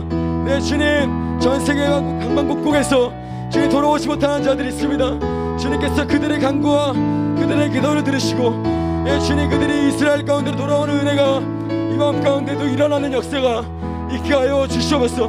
주님, 우리가 부르시어 기도할 때에 주님 우리가 알지 못하는 그곳 비밀한 일을 행하시는 여호와 하나님의 이름을 찬양합니다. 여호와 하나님의 이름을 찬양합니다. 네 주님은 그들의 영혼을 주님께로 돌이키실 수 있는 분이십니다. 주님은 그들을 이스라엘 가운데로 돌이키실 뿐만 아니라 하나님 그들의 영혼을 온전한 알리야, 그들의 영혼 가운데 주님 자유를 주시는 분이십니다. 네 주님, 역사하여 주시옵소서. 네 주님, 일하여 주시옵소서. 이 알리야 사역을 하는 단체들을 주님 기억하여 주시옵소서. 샤베 이스라엘을 주님 기억하여 주시옵소서. 이 단체들이 온전히 성령의 인도하심 따라 사랑으로 사역하게 하십시오. 예수 그리스도의 사랑으로 사역하게 하시고, 주님 영혼 구원을 위해서 주님 힘쓰게 하시고, 하나님 많은 열매를 통해서 주님께서 영광을 받으시기를 원합니다. 주님 이들을 통해서 영광을 받아 주옵소서. 주님 이들의 알리야를 통해서 주님 이들이 주님께로 돌아오는 것을 통해서 주님께서 영광을 홀로 받아 주시옵소서. 그렇게 하실 주님을 찬양합니다.